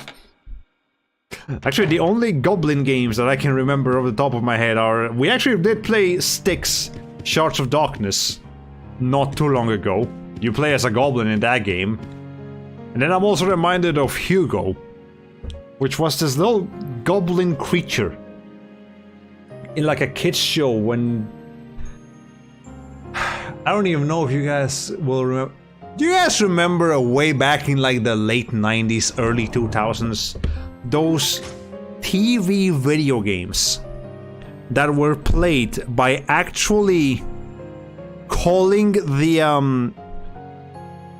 like they were TV shows like run by like some kind of like children entertainment studio, and it was like a host and they were, you know, playing all kinds of games and stuff, and the core of these things was like there was a primary character. You know, there was a character that they built some games around, and they actually live streamed these games on TV. And the way you played them, you as the player, you actually had to call the studio to the specific number that they gave you on screen, and then they would have the person calling live on TV. Yeah, like you were supposed to call the show's host in real time, and they would like ask for your name, what you want, blah blah blah blah blah, and then you would play the game again live on TV by pressing numbers on your actual telephone, and that would move the character on the screen. It was some weird old ass technology, but it was kind of interesting. I always kind of wanted to try one of those. Anyways, one of these was a creature and a guy named Hugo. And Hugo got a PlayStation 1 game, which was way harder than his like TV show equivalent. And there were a couple of other games like that. But anyways, you know, speaking of goblin games, if you're curious, yes, that's another goblin game, because Hugo was like a weird goblin looking creature. Can't believe that's a memory that I unlocked today, but yeah. Anyways. I missed it. Did Claire pocket a miniature ship steering wheel or the full-size one? I don't think it's... I mean, it's kind of full size, it's just not gigantic. Alright, I'm gonna put this down here. I don't need... I'm gonna see if I can get away with not using first aid sprays for a while. But we shall see. And I'm actually going to get this herb over here, so I can combine with the other herb. Okay, yeah, they still do that on radio mostly, but yeah, wow, oof. That's some old technology. Okay. That's basically what German rigged up during his carnival games. Yeah, that's... I actually still haven't watched it. I need to watch that one of these days. But, yeah, that... I would love to see that being tried again like a German stream. But, like, not being drawn by German, but, like, German actually trying to do that with one of those older games. That would be so funny. Then again, just anything that German does would be so funny, because he's just a very funny man. We shall see seashells. We shall see seashells. She sells seashells by the seashore. She sells seashells by the seashore. That's how you say that, right? Yeah, that's how it goes. I was get out of here. Yeah! Help me! Steve? Well, never mind, we're not leaving because Steve fucked it up. So now we gotta go save him.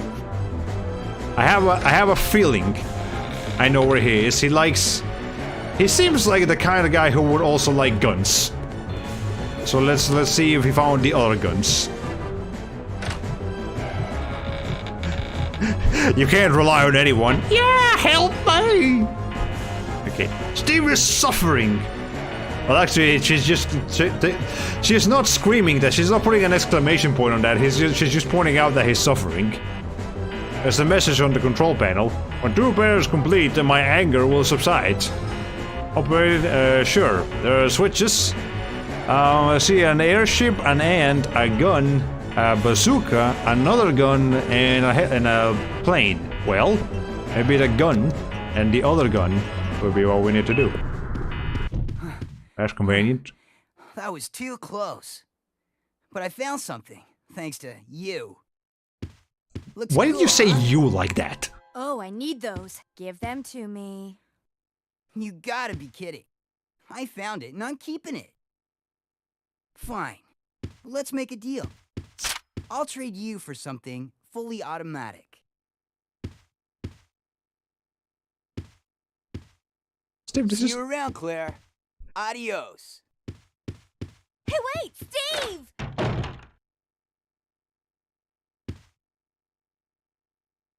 Steve, you realize this is really not the time to be making, like, trades.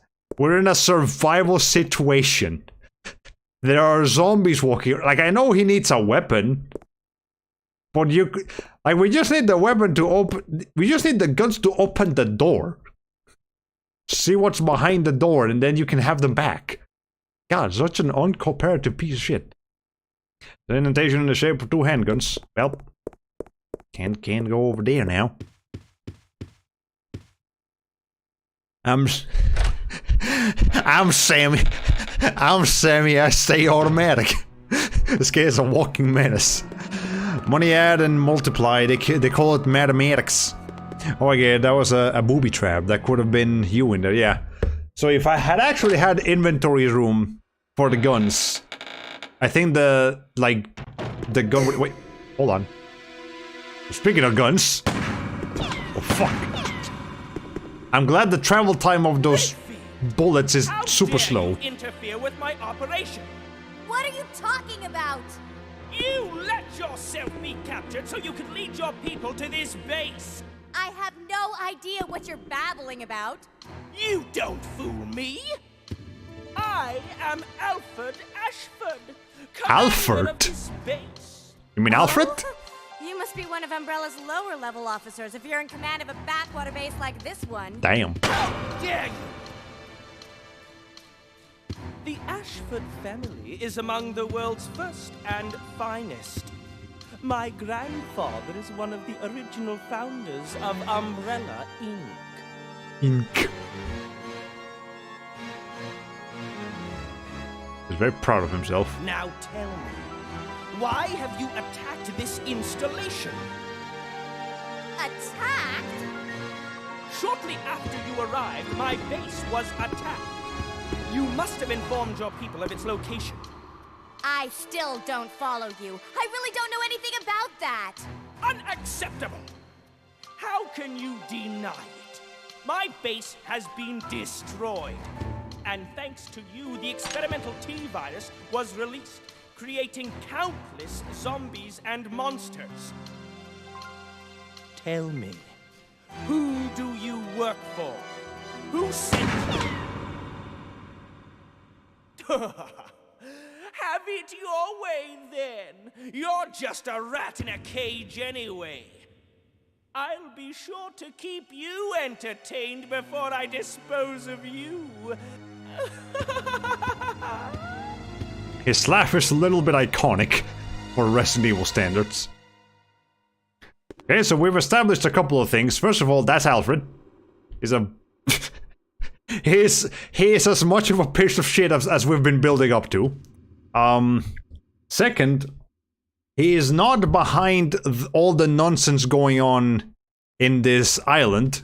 He is completely unrelated to that, even though he definitely seems like the kind of person who would just destroy a bunch of inmates. But, you know, that would also involve destroying his own mansion, which is, yeah, that doesn't make sense. And, I guess the only other suspect here is Steve, but I don't feel like Steve would be capable of causing this much destruction. Like, the kid is a menace, but not that kind of menace. Anyways, do I have to do anything else in here? Not really, actually. Need to... Actually, I know what I need to do. I need to get the herbs that I left earlier. And, I had to put this, the steering wheel somewhere. And by somewhere, I mean over here. Okay. I'm guessing the other gun you had in the item box counts as a semi-automatic gun. Yeah, that's semi-automatic, not fully automatic. You actually do have to keep pressing the button, and it does... You know, I haven't actually fired it yet, but yeah, it doesn't fire as a regular automatic. Okay, turn the steering wheel. Actually, yes. I do need to come down here for something. The redcoats have finally arrived on your precious American soil. Oh no. You donut. I think I've seen flash parodies of this game before. Alfred Ashford as a character is starting to feel really familiar to me. Yeah, Alfred is I would say Alfred and Steve are the most, like, meme-worthy characters of Resident Evil Code Veronica. If they ever had any kind of internet fame. If any character in this franchise had internet fame, it was those two. Okay, a side pack. You can carry more items than if you equip this. Yes, let's go ahead and put that on. Because she can't tell you if she's dead, idiot. You know, yeah, good point. Okay, time to play Resident Evil. Not quite yet. How did Claire fit that big steering wheel in her pocket? The Resident Evil inventory magic. It's the same logic as an entire rocket launcher taking up the same amount of space as a single key. Or James Sunderland in Silent Hill 2 being able to fit the Pyramid Head's cleaver in his pocket. So the more you think about it, the worse it gets. Okay, yeah, still not gonna pick that up. Still don't need it. I don't think I need it, at least. Just go ahead and take this green herb.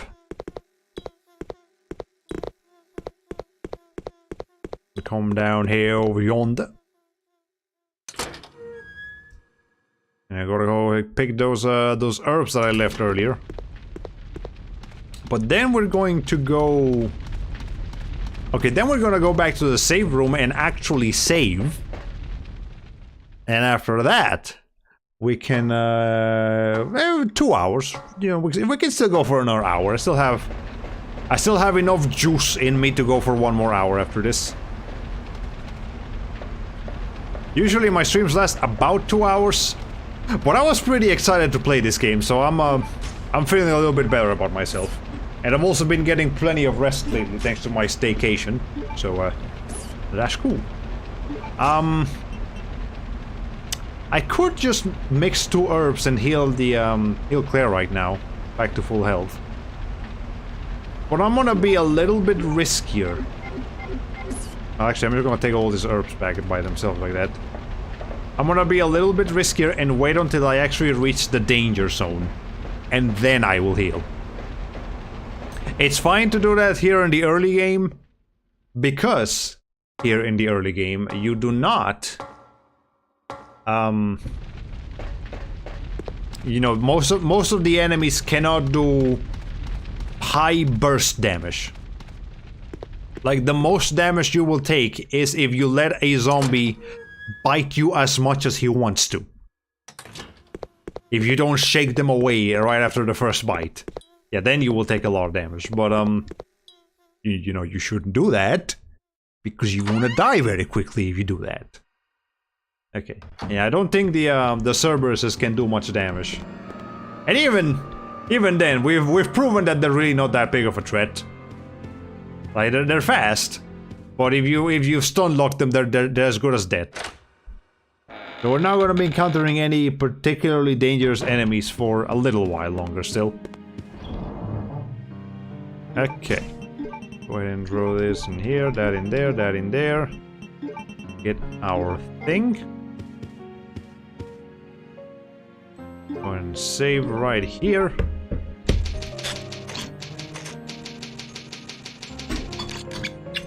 Alright. And let's put this over here again. And I'm actually gonna go ahead and do this and then do that. I like having my gun, my primary gun, be the first thing that I select in the inventory.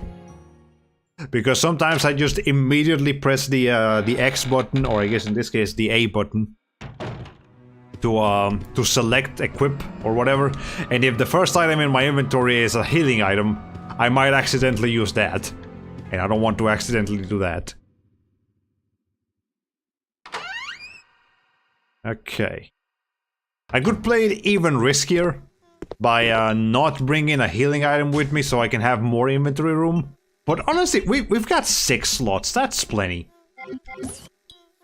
But yeah, if I had much less inventory, if I was playing Chris on Resident Evil 1 right now, I would probably leave my healing items in the item box and then just go back and heal whenever I need to. Oh, I could pick this up as well, actually. I'm gonna leave that there for now. Once I get a bow gun, I will worry about actually picking that up. I know where it is. I should be able to remember that it's there. Okay. Now we can actually play some Resident Evil.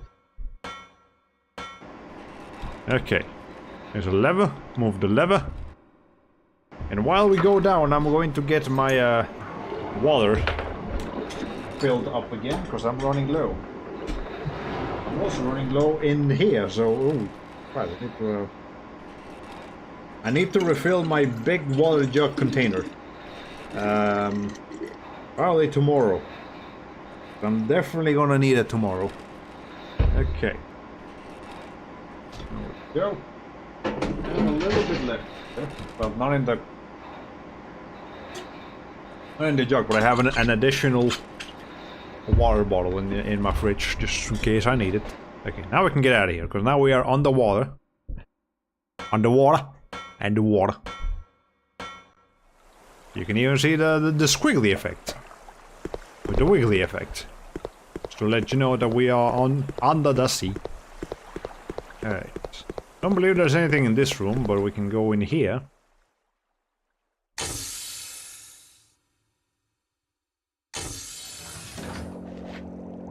Okay, well there's clearly someone. I wanna get... I would like it if you weren't so close to the wall, sir, but we'll make do. No. Okay, now he's dead. Okay, that's a little too close for comfort. Hey, I wanna see if I can lure that guy in here as well. Closer towards the center. Now come here. Don't get distracted. Alright. Oh, he's dead. It's pretty random how many shots it can take to kill a single zombie. Alright. I hope there aren't any giant sharks. No, there are no giant sharks as far as I remember. It's actually been a minute since I played this game.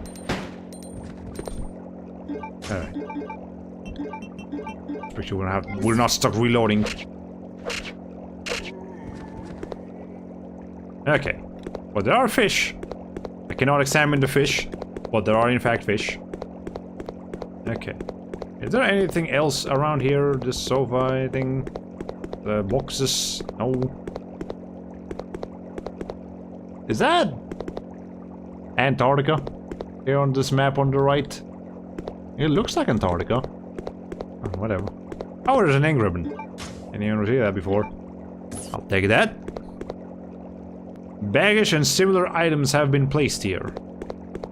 Is there nothing else? I think another reason that a lot of people think this game is pretty hard is because I feel like the item scarcity in this game feels somewhere in between Resident Evil like 2's normal difficulty and hard difficulty. It's somewhere in that middle range where you do get supplies, but you don't get too many supplies. Which is, you know, kind of the point of a survival horror game. You're trying to survive here. Okay, there are bats. Actually, I can run around. They can't hurt me as long as I have this. Possibly a control system for the air. Oh, we're in an airport? But we're underwater. Fire power the boarding lift. Push the switch. Okay. Apparently a control panel for the lift. Push the switch. It won't work. Something seems to be missing. Well, I see 3 hexagonal slots in there. I think this might be where we put that Navy SEAL we saw upstairs. But yeah, we are no longer underwater. Now we are above water. How the hell does this place work? That's really strange, like, architecture, but okay, whatever, sure. I know what I can bring in there next time.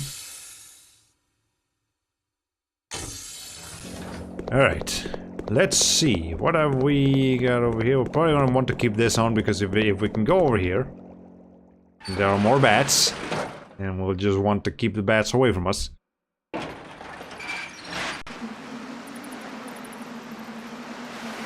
Good thing we have a bridge. Is that a switch I can press? Nah, it is not. So the bats from over there can't actually reach us over here. They're just gonna stay in that little control panel area.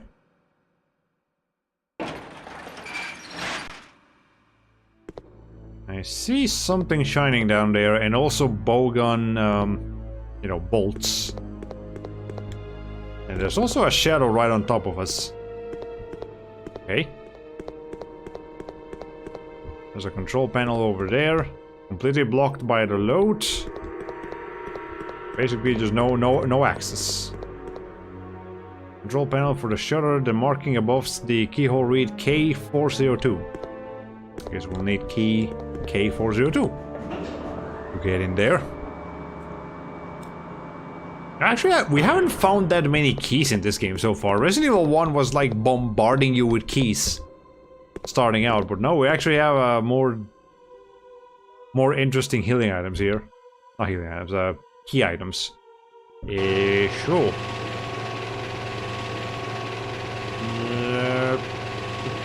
There. Then.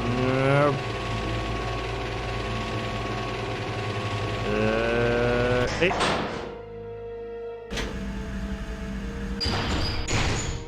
Time to play Resident Evil 4's crane game. I remember that crane game. That one's really fun, actually. But as of right now, we unfortunately cannot pick up any random like zombies and just throw them in the water. That would be really fun. Control panel for the elevator iron bridge. The control panel lever, the lever itself is missing. Well, I'm gonna go here.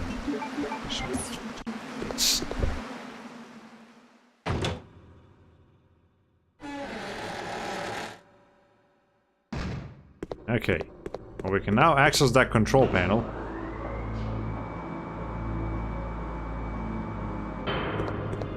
We still haven't found key number K402, but that's fine. Control panel for the loading lift. A warning sign is visible. The lift may not operate if power levels are low. Alright, sure.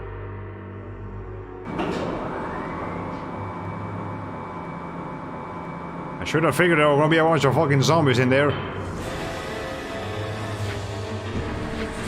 Damn, let me move.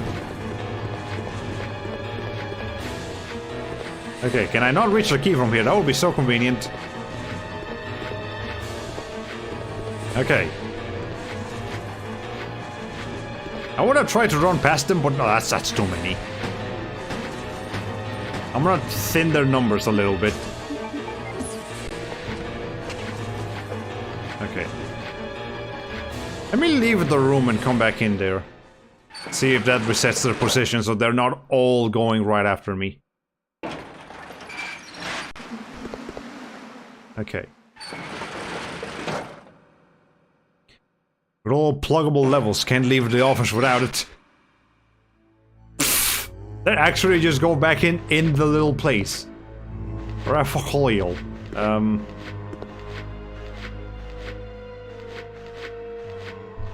Now. Okay. Biohazard card, great.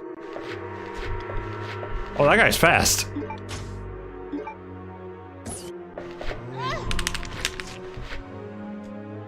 I'll make sure I'm not in danger yet. Okay. Alright, good, we're fine, we're fine. Yeah, I'm curious. I went AFK for a while because turns out one of my favorite Flash animators from back in the day did a parody of this game back in 2005. Oh! Well, make sure to post that on the Discord server. I'd love to see that. Anyways, I see Dynamic pointed out that you couldn't just run back to the lift controls to drop this thing of them. I have actually never tried that. I have actually never... There's no... Oh, fine, Claire, fine. You could have crushed them. There was a fun opportunity here, but you decided not to take it. And whatever, we got everything that we needed from there. Okay. Oh, what is this? We got it, but we didn't check it. The card key is shining in silver. You can use this at the military training facility. Okay. Heading back here. Nope, just... I can use that at the military training facility. We haven't been to the military training facility, but thanks for letting me know, game. Okay, so there was the whole thing and it was cool. Well, the Alfred impression was spot on, so even if the animation doesn't hold up nowadays, it's worth watching for him. Yeah, Alfred is a pretty, distinct voice. Which, I don't even want to try to do right now because it's so high-pitched and energetic that I don't think I can do it justice.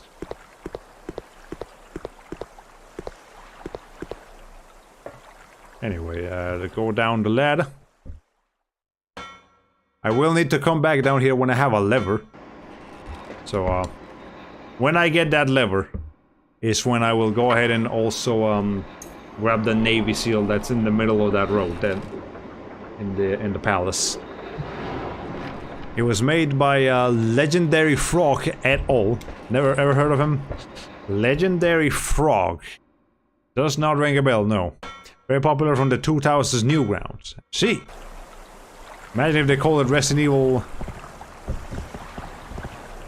Imagine if they called it the Resident Evil card, since in Japan the series was called Biohazard. That would be pretty funny. Well, no, Biohazard probably just stands for the actual definition of what Biohazard means. Because, you know, a biohazardous situation. Alright, I should probably save again, because we did some stuff down there. And we are... And I do get a little paranoid at being low on health. I don't want to risk it. Yeah, we don't need to pick it up just yet. Okay. So our next objective is the military base. Which, it's that one door, the tiny door that was next to the big gate. Going, you know, when the road forked between the palace and the back in the prison and then that other room. All right. Okay. You combine? Yes, you can combine. All right. I could. Nah. I'm gonna keep this over here. No, actually no. That's the spot where I keep the ink ribbons. We're right there, because if we get the bowgun's gonna go right there, and then the ink ribbon's right there. Actually, that makes me just want to put this. Yeah, let me put that over there. Yeah, I like keeping my item box organized. It's cathartic. Alright. When you were angry? I'm sure we will encounter a few more save rooms around here. Not too many. I want to go back and watch all of LF's Resident Evil and Matrix animations. Yeah, Legendary Frog probably has a... Yeah, if I see his animation, I might actually recognize it. But, not right now. Hey. My controller was getting disconnected. Okay. Actually, no, I want the gun, and I want... Combine it. There we go. Alright.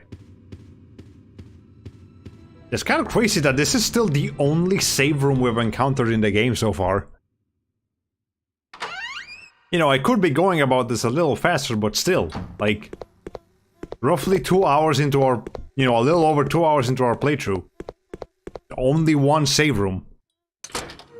That's you know, more points towards this being one of the harder Resident Evil games. There's less safe spaces. Okay. I'm gonna have to deal with those dogs.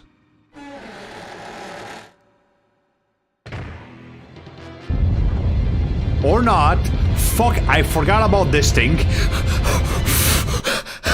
How did I forget about the fucking worm?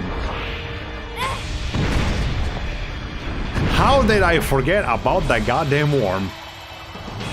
Alright, okay, fuck. Shit, let me explore this as quickly as I possibly can. The Legendary Frog didn't animate this. Alright. Hey. Okay, there's a door over here. Locked from the other side. Okay, great, awesome. Let's not mess around with that then. Jesus Christ. And here you thought you spoiled yourself and too much. No, there's still plenty of surprises here. Okay.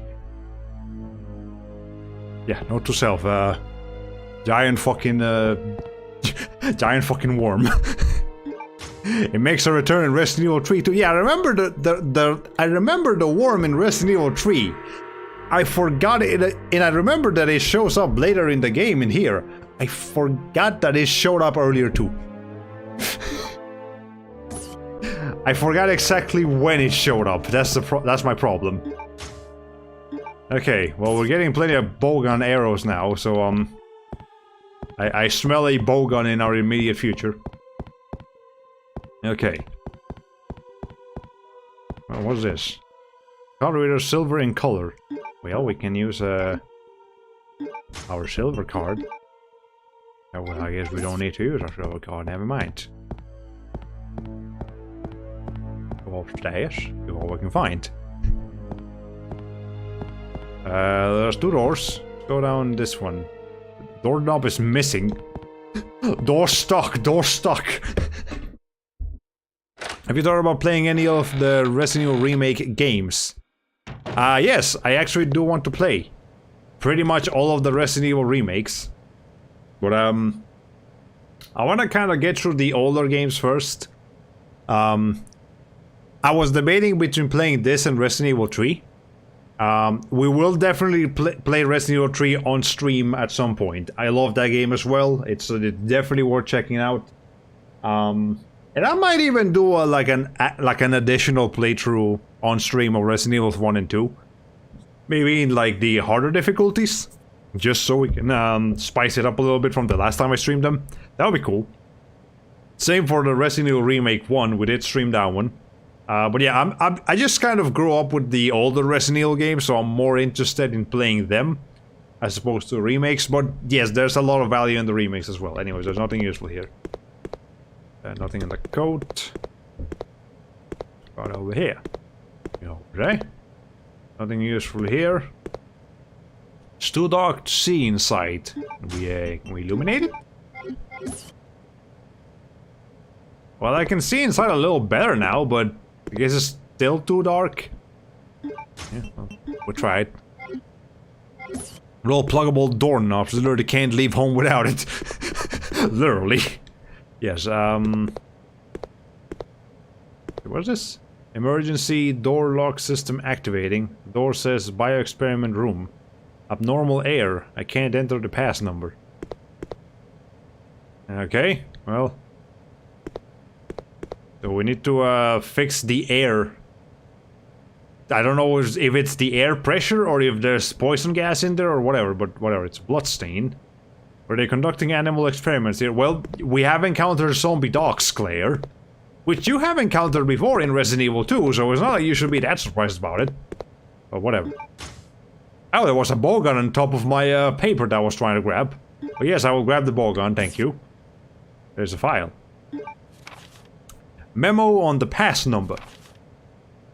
The emergency door lock system in the biology experiment room can be released with the 4-digit pass number. I hope you haven't forgotten about that already. I have just received an order from the system administrator requesting us to change the pass number periodically. What bothers me is that you often lose important memos, pass numbers, or even chemicals. Is this being directed at a specific person or just in general? So in an attempt to solve that problem, I came up with an idea. You know the red human skeleton picture on the back of the biology experiment room? A specific imagery here, but sure. I have decided to use the number sign on the picture as the pass number. If you happen to lose the memo, just look at the picture. Well, I don't think you would ever need to use the emergency pass number anyway, but just in case, now you know. Take it easy, Mr. Careless. Wow, this is... there's a tone in this file. Alright. Here's my... Oh.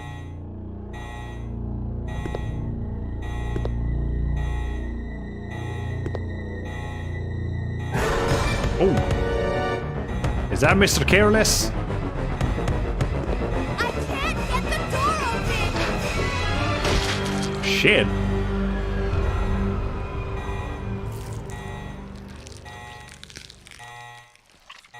There's some gooey sound effects.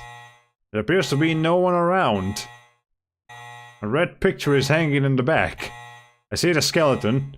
Okay, the skeleton is not red, there's just a red background on the skeleton.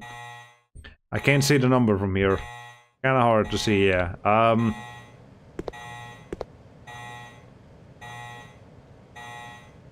Okay, well, sorry, Mr. Careless, hardly knew you. Rest them pepperonis. Splat. Okay. Is that... Biohazard contamination detected. Level 3. Emergency shutters will close. All personnel... Oh shit! Come on, Claire, hurry up!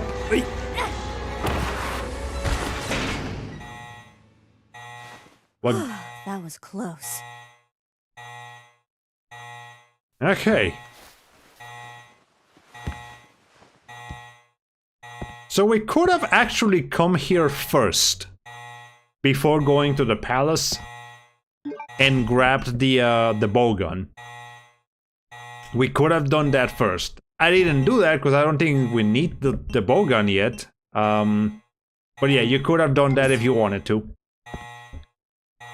Well, ventilation of biology room not complete. Lock can be released when ventilation is complete. Okay. I guess we'll just have to keep going for the time being. Well, I wasn't here. I'm guessing you come back with a scope to see it. We come back with something to see it. Don't you see you there?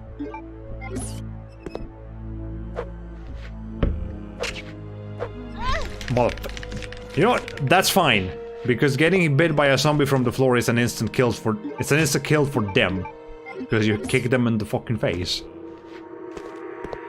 Security related documents are filed here. Again, if it was for the older Resident Evil games, you would have decapitated him. But this is one of the just go to Veronica. No decapitations allowed in Mr. Veronica's room. Or Miss Veronica, I guess. Call an ambulance, but not for me. Well, I hear them, but I don't see them. A map of this building is shown on the monitor. It seems I can't print it. I can print it out. Yeah, why not print the map? Okay, that might have been used for security purposes. Copy machine can also be used as a print. Yes, I am aware. Claire, pick the map. Thank you. Vending facility map. Alright. Got a couple of rooms in here. Hey, okay, you were not there just a second ago. Why do zombies do that? They like accelerate at random.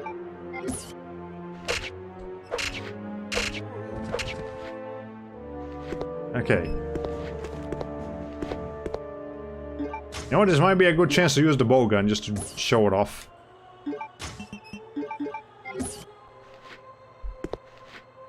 We got plenty of ammo for it, we'll be fine. Quite a mess in here, there's nothing useful. I see him.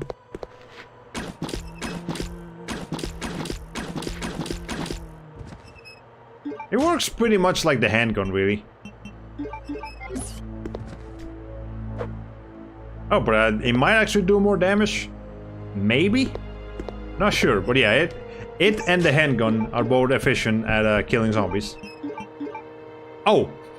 But there's a key difference. You can load every single bolt into the bow gun. Each and every single one of them. So you don't have to carry as many you don't have to worry about reloading. You know, as long as you're on top of it. Storage warehouse, it's locked. It seems I need a special key to release the lock. Well, we don't have a special key. Okay. There's nothing else in this room. So I guess we're... Wait, hold on. Simple lock. Well, it's a simple lock, but I guess if we don't have a lockpick, it doesn't matter how simple it is. Alright. Can't release this yet. Radio server in color, electronically locked. Yeah.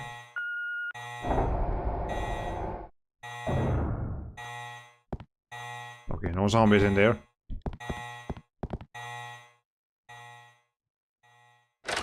Let's go over here first. And then we'll explore that area. Don't suddenly accelerate. Thank you.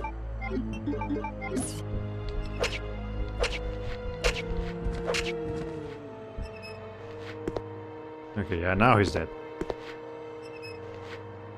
Cat. What does that say? Palestine Rosso? I'm not thirsty right now. Do you even have money to buy anything in there? Gumball. The amazing world of Gumball. There's nothing of interest other than the broken mirror. Nothing in there. Any of these lockers up can be opened? Nope. Okay, Mr. Man.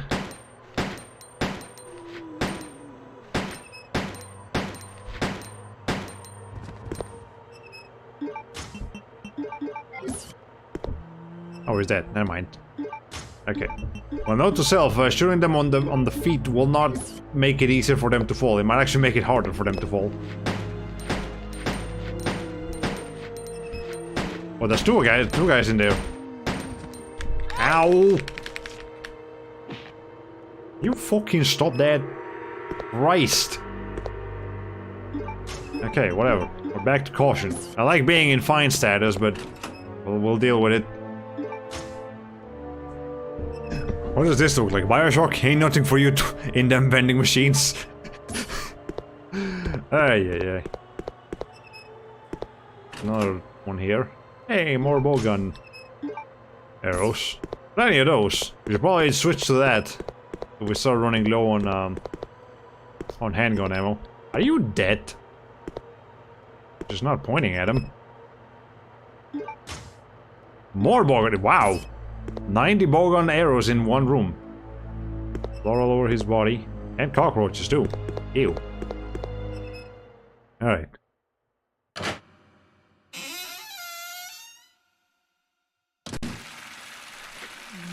Zombies in. Oh, one of the naked zombies. I actually don't know what the difference in like stats are between the regular zombies and naked zombies. Alright.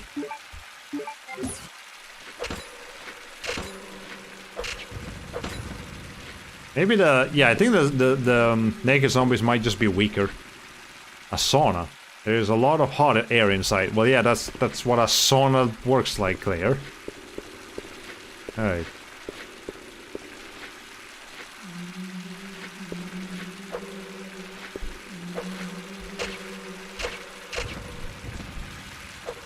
Yeah, the naked zombies just have less health. Or dripping, it might have been used often until recently. Okay, we can go in the water. Actually, are any zombies in the water? Doesn't look like it. There's a switch. The device needs to control the water current. Let's go ahead and stop that. No response. Seems to be broken. Somewhere there should be a circulation pipe. Well, I saw this over here. Valve is attached to the water pipe. Shut the valve. There is a hot of lot air inside. A Resident Evil game with an onsen scene. Peculiar, yes, but oh, there's a key. Shade key. Key with tag. What's the tag? Is it K402 or whatever? Storage. Okay, well, I remember there was something we needed to open with that. And we just can't press that switch at all. Alright, whatever. I guess unless that switch becomes relevant again, we do not need to come back here. There's a switch here, though. Nope, nothing to do with that switch either.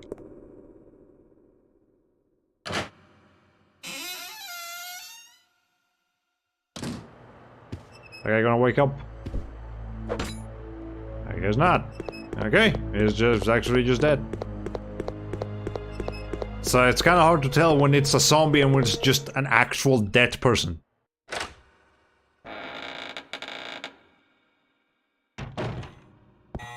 Now we can go in here. Wait, no. Get the thing, and then we can go in there.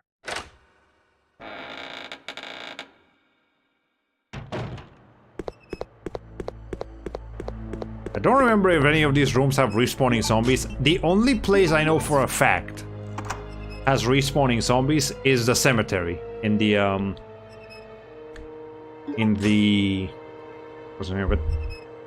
In the prison. I know for a fact those zombies respawn because it makes sense. It's a cemetery. They probably have a lot more bodies in there. Okay, bowgun powder. Actually, I don't think I ever examined this. Crossbow handgun, a powerful bowgun which is mainly used for hunting.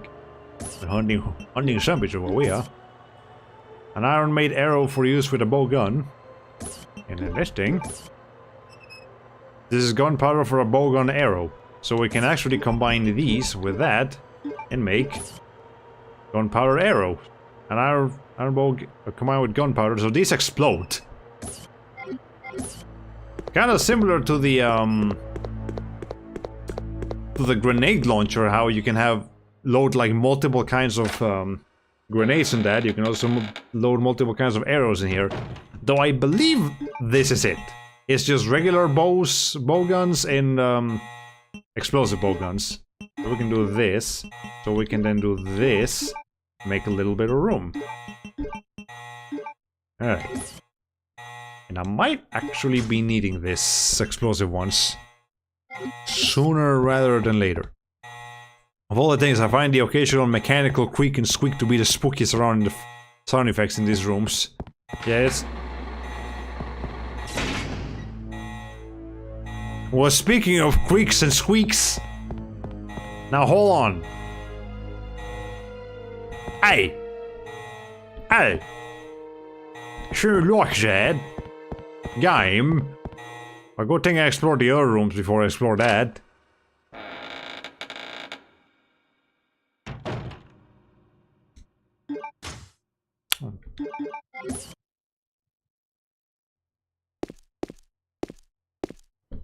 Hey, I knew there was gonna be someone or something here.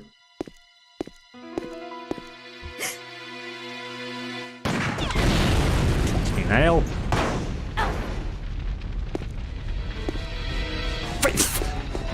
Okay, we're actually getting shot at. Forgot about that. Alright, just keep running unpredictably.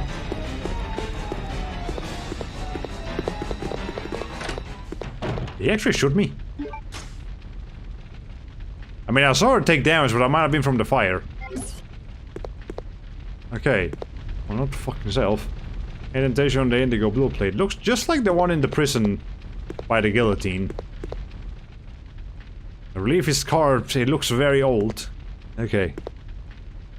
This man couldn't hit the broadside of a barn. Please don't ruin the joke by getting shot.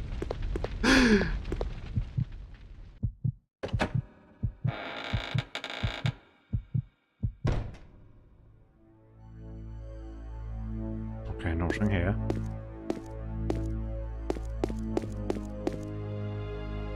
Card reader, silver in color. Okay, well, we have the ability to open that.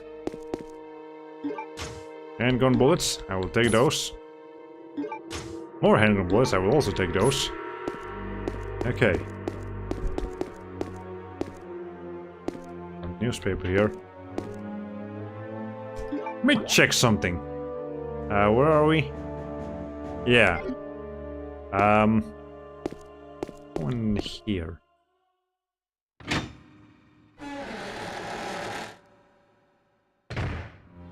Nice. Okay. It was a save room. I had a feeling. Oh. Hey, it's the hemostatic medicine. We can go back to the prison now. And some herbs. And then, see, I see the ink ribbon. We get the ink ribbon. Excellent. Okay.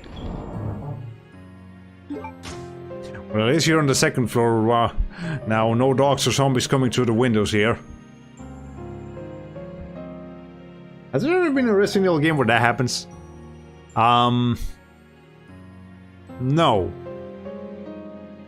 Yes, dogs have jumped through like high fences on second floors in these games before. They can do that.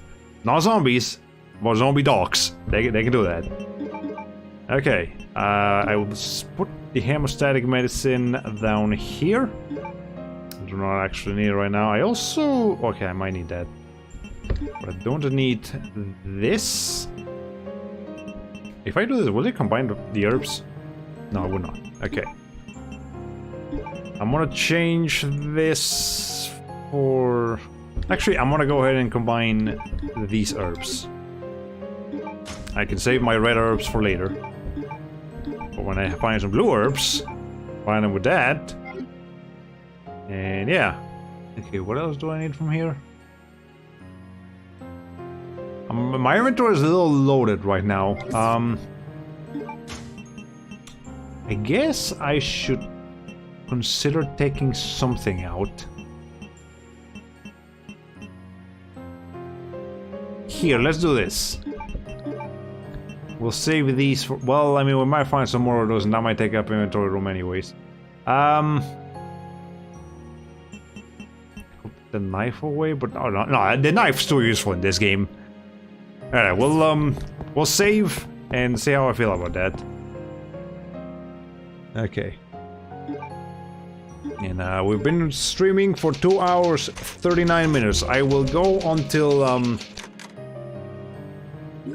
the next time I save will be when we call it a night here. Our clothes are huge here. They must have spent their off hours here. Oh, hung, not huge. Alright. I misread that. Okay. Nothing about the ashtray, nothing about the ashtray.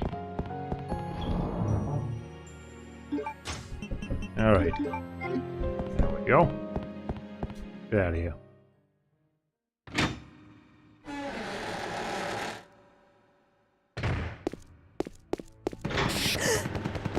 Speaking of problems. Welcome, fucking laugh. Consider the area you are in a special playground I have prepared just for you. Please try and keep me amused, and do not disappoint me by dying too soon. I so want to enjoy this.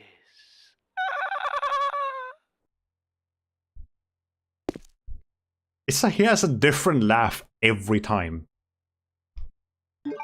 Well, anyway. Okay. Sounds like it's danger ahead. Have you fought a boss yet? This game has bosses. Yes, this game has bosses.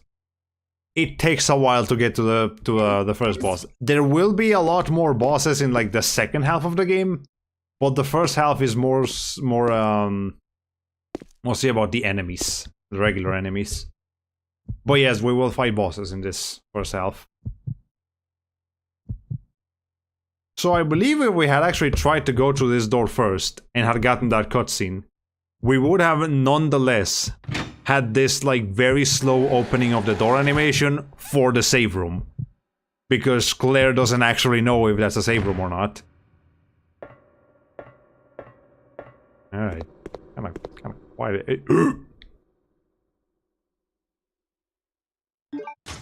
I'll take some machine guns.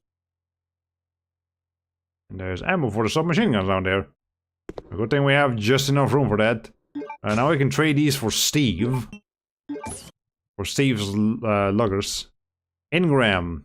38 caliber submachine gun. It uses DOT 380 ammo. Alright, well.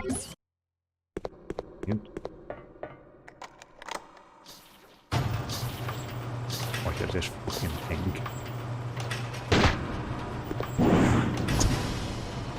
That fucking thing is called a Bandersnatch.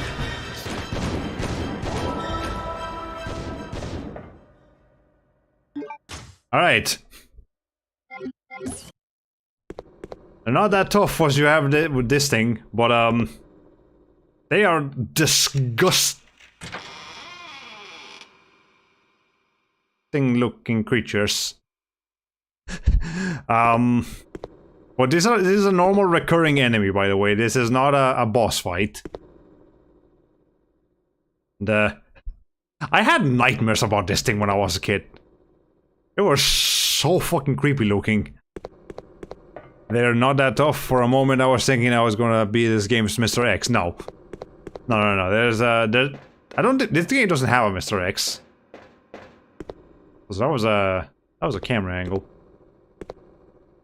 I'm not gonna go in there just yet.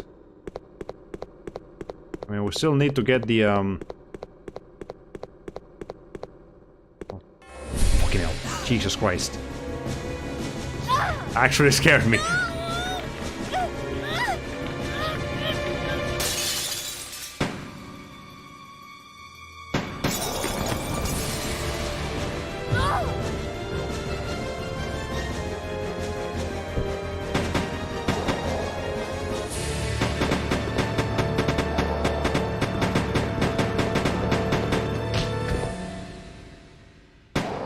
Thank you for being useful for once, Steve. Oh yeah, that felt good. Don't worry, Claire. Your knight in shining armor is here.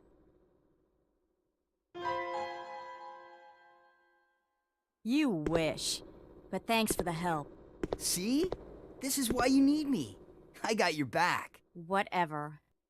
Here. Take these. Machine guns? For me? You know the deal. In exchange for your Lugers. Okay. That works out. This thing is too cool. He used... Yes! Okay, note This is my kind of weapon. Note Alright! that Steve used every single bullet he had This thing's empty. on that Bandersnatch. Me. Up there. Plenty of ammo. Just for you. Way up there? Give me a boost and I'll get it for you. Alright. Ow! My back! You're heavier than you look. Hurry up!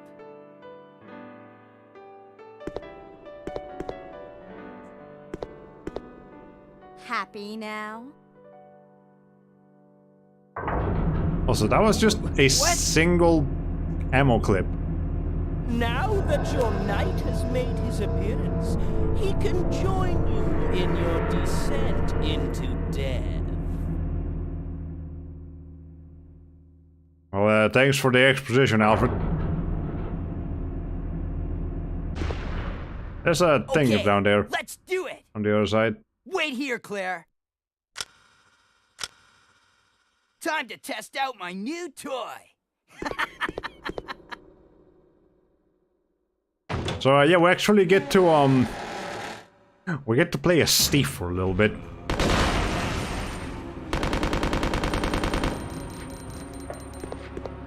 All right. Okay. Well, there we go. Let's go back in there. Anyways, let me catch up with Chad real quick. You still have plenty of ammo. You don't have to worry about holding back. Okay. Anyways, did you shoot 5 explosive arrows in one shot? No, I shot 5 arrows very quickly. And I actually only needed to shoot 3. But I wasn't sure if the Bandersnatch was dead yet, because the music took a little bit of time to stop. Okay, see, this is why you need me, but I still totally don't need you! I think that was the monster that killed the scientist back then. Yeah, the Bandersnatch. Well, one of those 2 Bandersnatches are the ones that killed him.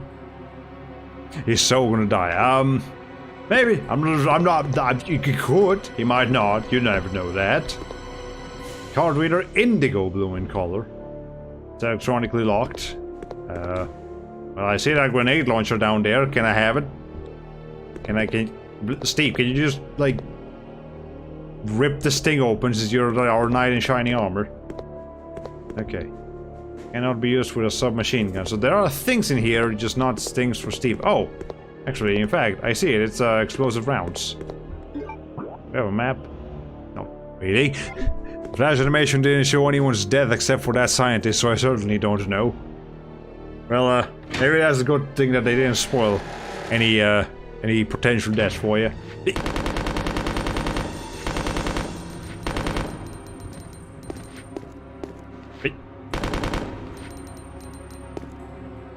Actually, I haven't actually checked. Look at his fucking smug-ass profile. That's the... You know, that's the picture they took for him while they were bringing him in jail. That's his mugshot. The motherfucker. Rockford prisoner. Okay, so this is the Rockford prison. Now we know that. 267 criminal. 5.67 feet, slightly taller than Claire. 148, much heavier than Claire. Steve Burnside, that's his last name. And blood type AB. It's a very peculiar... Oh, you have a family picture here. It's a picture of Steve and his parents. You see his dad and his mom, and there's Steve himself. Anything in the back? Nothing in the back. Yeah, his full name is Steve Burnside, AB blood type. Talented, calm, and rational. Yeah, they might have... he might have had like a blood transplant at some point. I don't fucking know.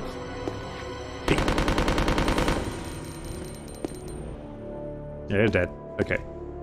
So, secure with a simple lock.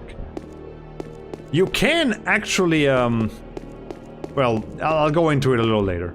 Anything over here? Ammos are posted here. There's nothing of interest. There's handgun bullets. There's a handgun part placed on the work desk. Cannot be used with this submachine gun. Chemicals used for gun maintenance. All kinds of junk. Okay. I mean, the only part about Steve that I might believe is the talented part. He might actually be skilled at something like gunsmith, you know, gunslinging. But then again, he wasted so many shots on that goddamn Bandersnatch that I do not consider him, Ow.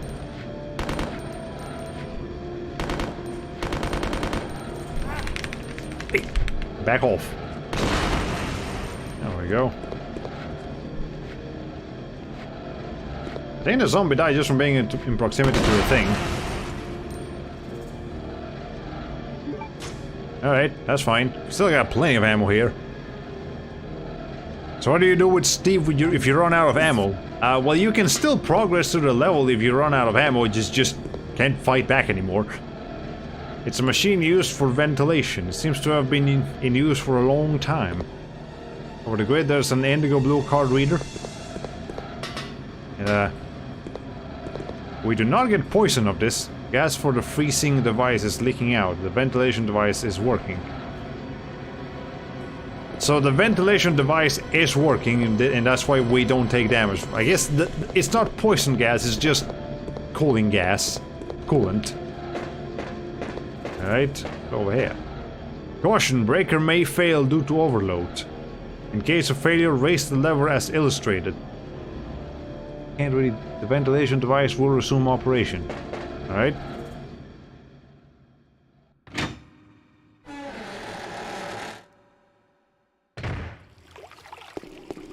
Okay, I think this is it.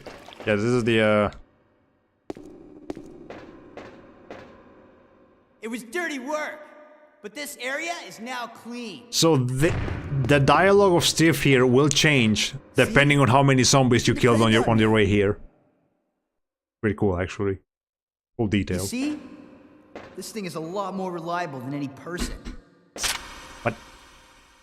Than people? Steve, you're such a mid-2000s edgelord, it's kind of Steve, annoying. what were you doing here? Who brought you here, and where is your family? Shut up! I don't want to talk about it. Do you realize that you need to Steve. save those? You dumb motherfucker. Never mind. Let's get going.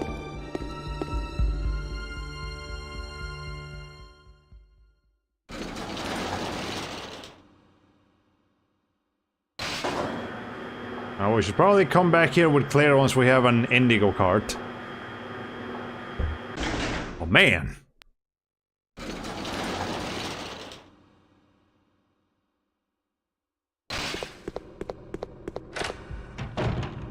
You could slow down there, Mr. Steve.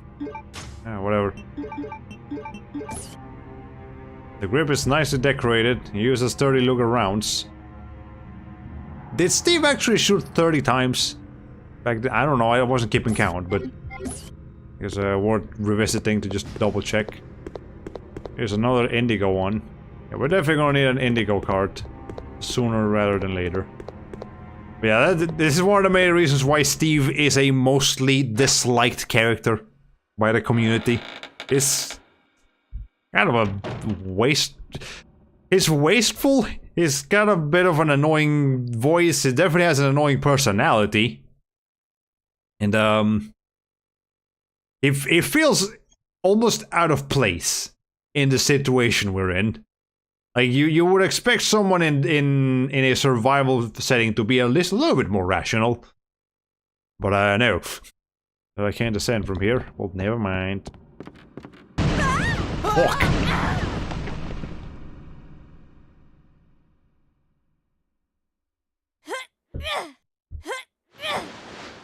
Claire, Steve? are you okay? Steve, behind you! There's a zombie. No.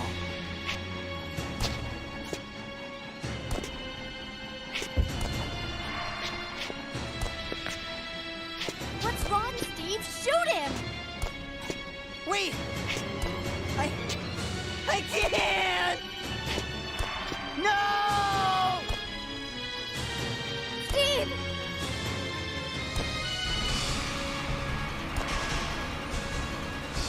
No! Ah! Father! You fucking called it in the comment section. I'm in the chat.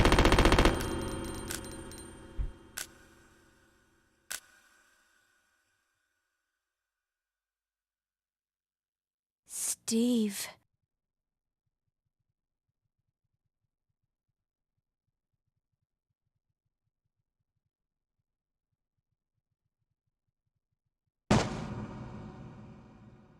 Father. Father. Father. Well, you're gonna be born. Dad. Used to work for Umbrella. Tried to steal information, intending to sell it off to the highest bidder. He was caught. Mom was killed. And we were sent here. Oh, Steve. He was a fool to do something so reckless. So stupid.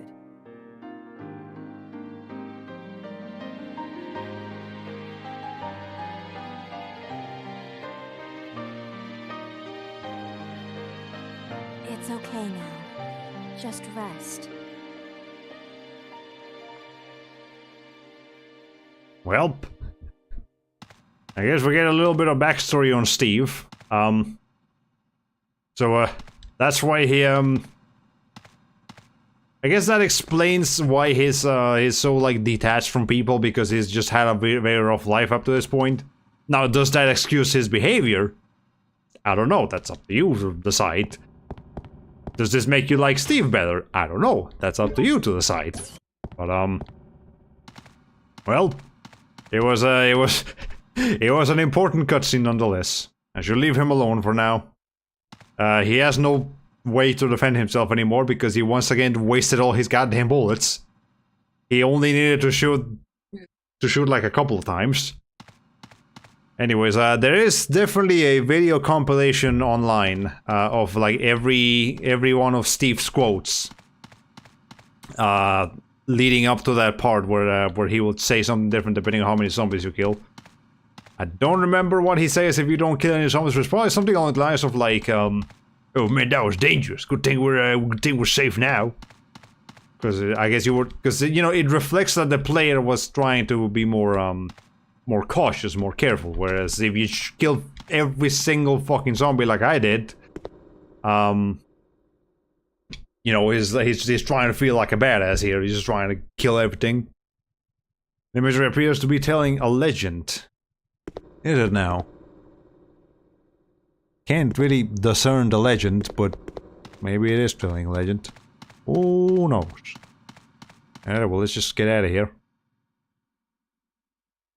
I wonder what, yeah, that was a question. This is where the dogs went.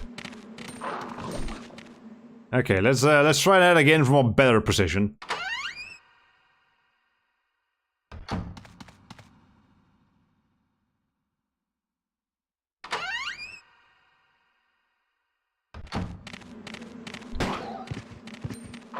Ow.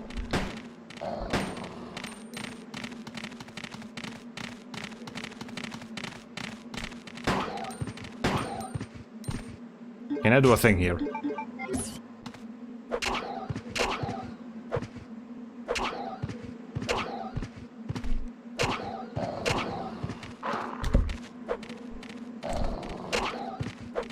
Okay, it's just kind of stuck in that.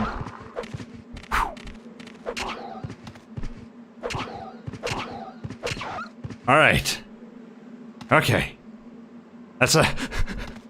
I'm getting lucky with this dogs. Alright, but we are now, dogless over here. I guess the dogs that were... This were probably the dogs that were in the other room. On the other side here. Hold on, let me...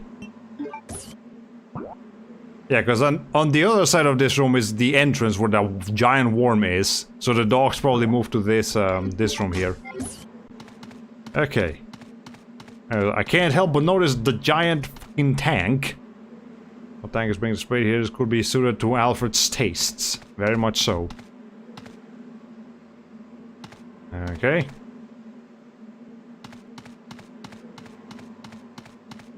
And, I think that's about it. There's this door over here. It has been welded. So we got the hemostatic medicine and the lookers. I locked the door.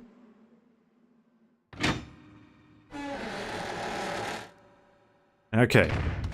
Hey. Well, the music is gone, so we no longer have to deal with that. Actually, I never explored this. It seems to have stopped on a lower floor. Can't use the elevator. Okay. Crazy how precise the hitboxes are in this game. If Claire didn't move exactly as she did while using her knife, she would have gotten bit. Yeah. Alright. Okay. That actually gave me shit. That scared the shit out of me. Okay, there's Bandersnatches here now. Fuck. I need to go to the save room. Ay. I completely forgot about that. Yeah, Bandersnatches are just gonna appear regularly now. Oh boy. Oh god. I don't like that. Okay. Oh no, there's zombies here too. Fucking hell.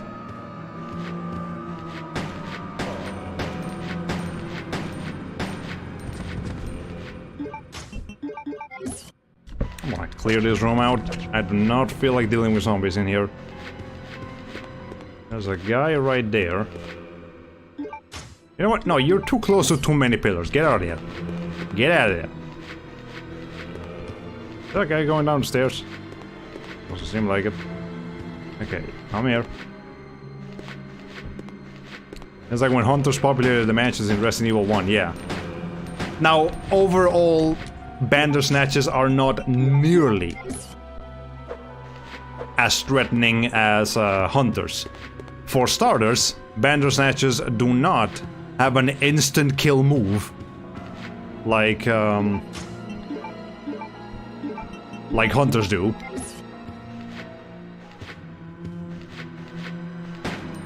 I don't want to have that guy over there.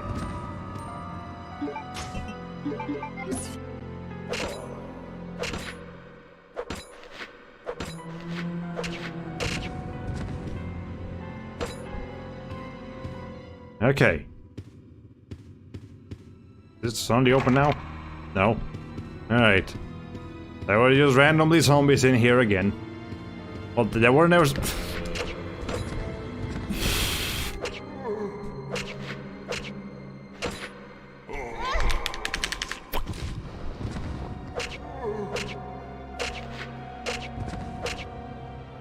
Well, there's a unique dying animation for when a zombie is leaning up against a wall and you kill them. Alright. Okay.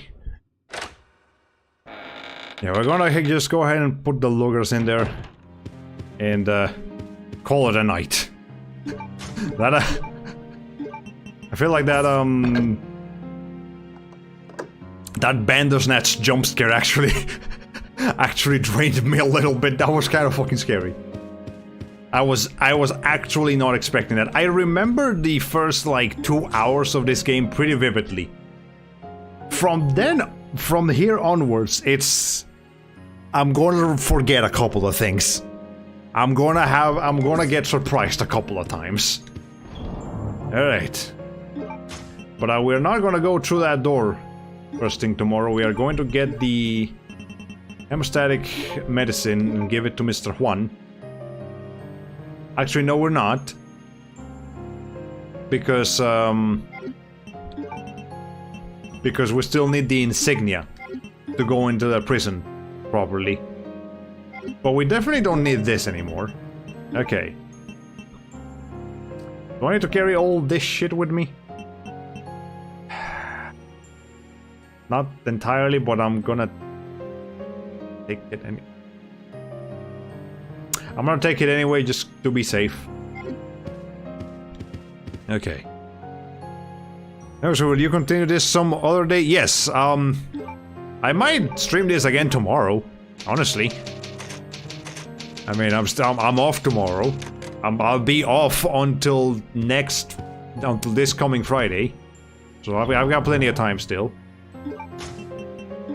And my goal is to actually finish this game within my vacation. So I'm gonna try to stream this definitely a couple more times throughout the week. Okay. Anyways, we need to get a carrying capacity of 10 items. I thought it was 8 earlier. When we got the sight pack, when we got into the submarine, that's when we increased our carrying capacity. But still, we get a lot of items, so yeah. Alright. Anyways, I hope you guys have enjoyed the stream.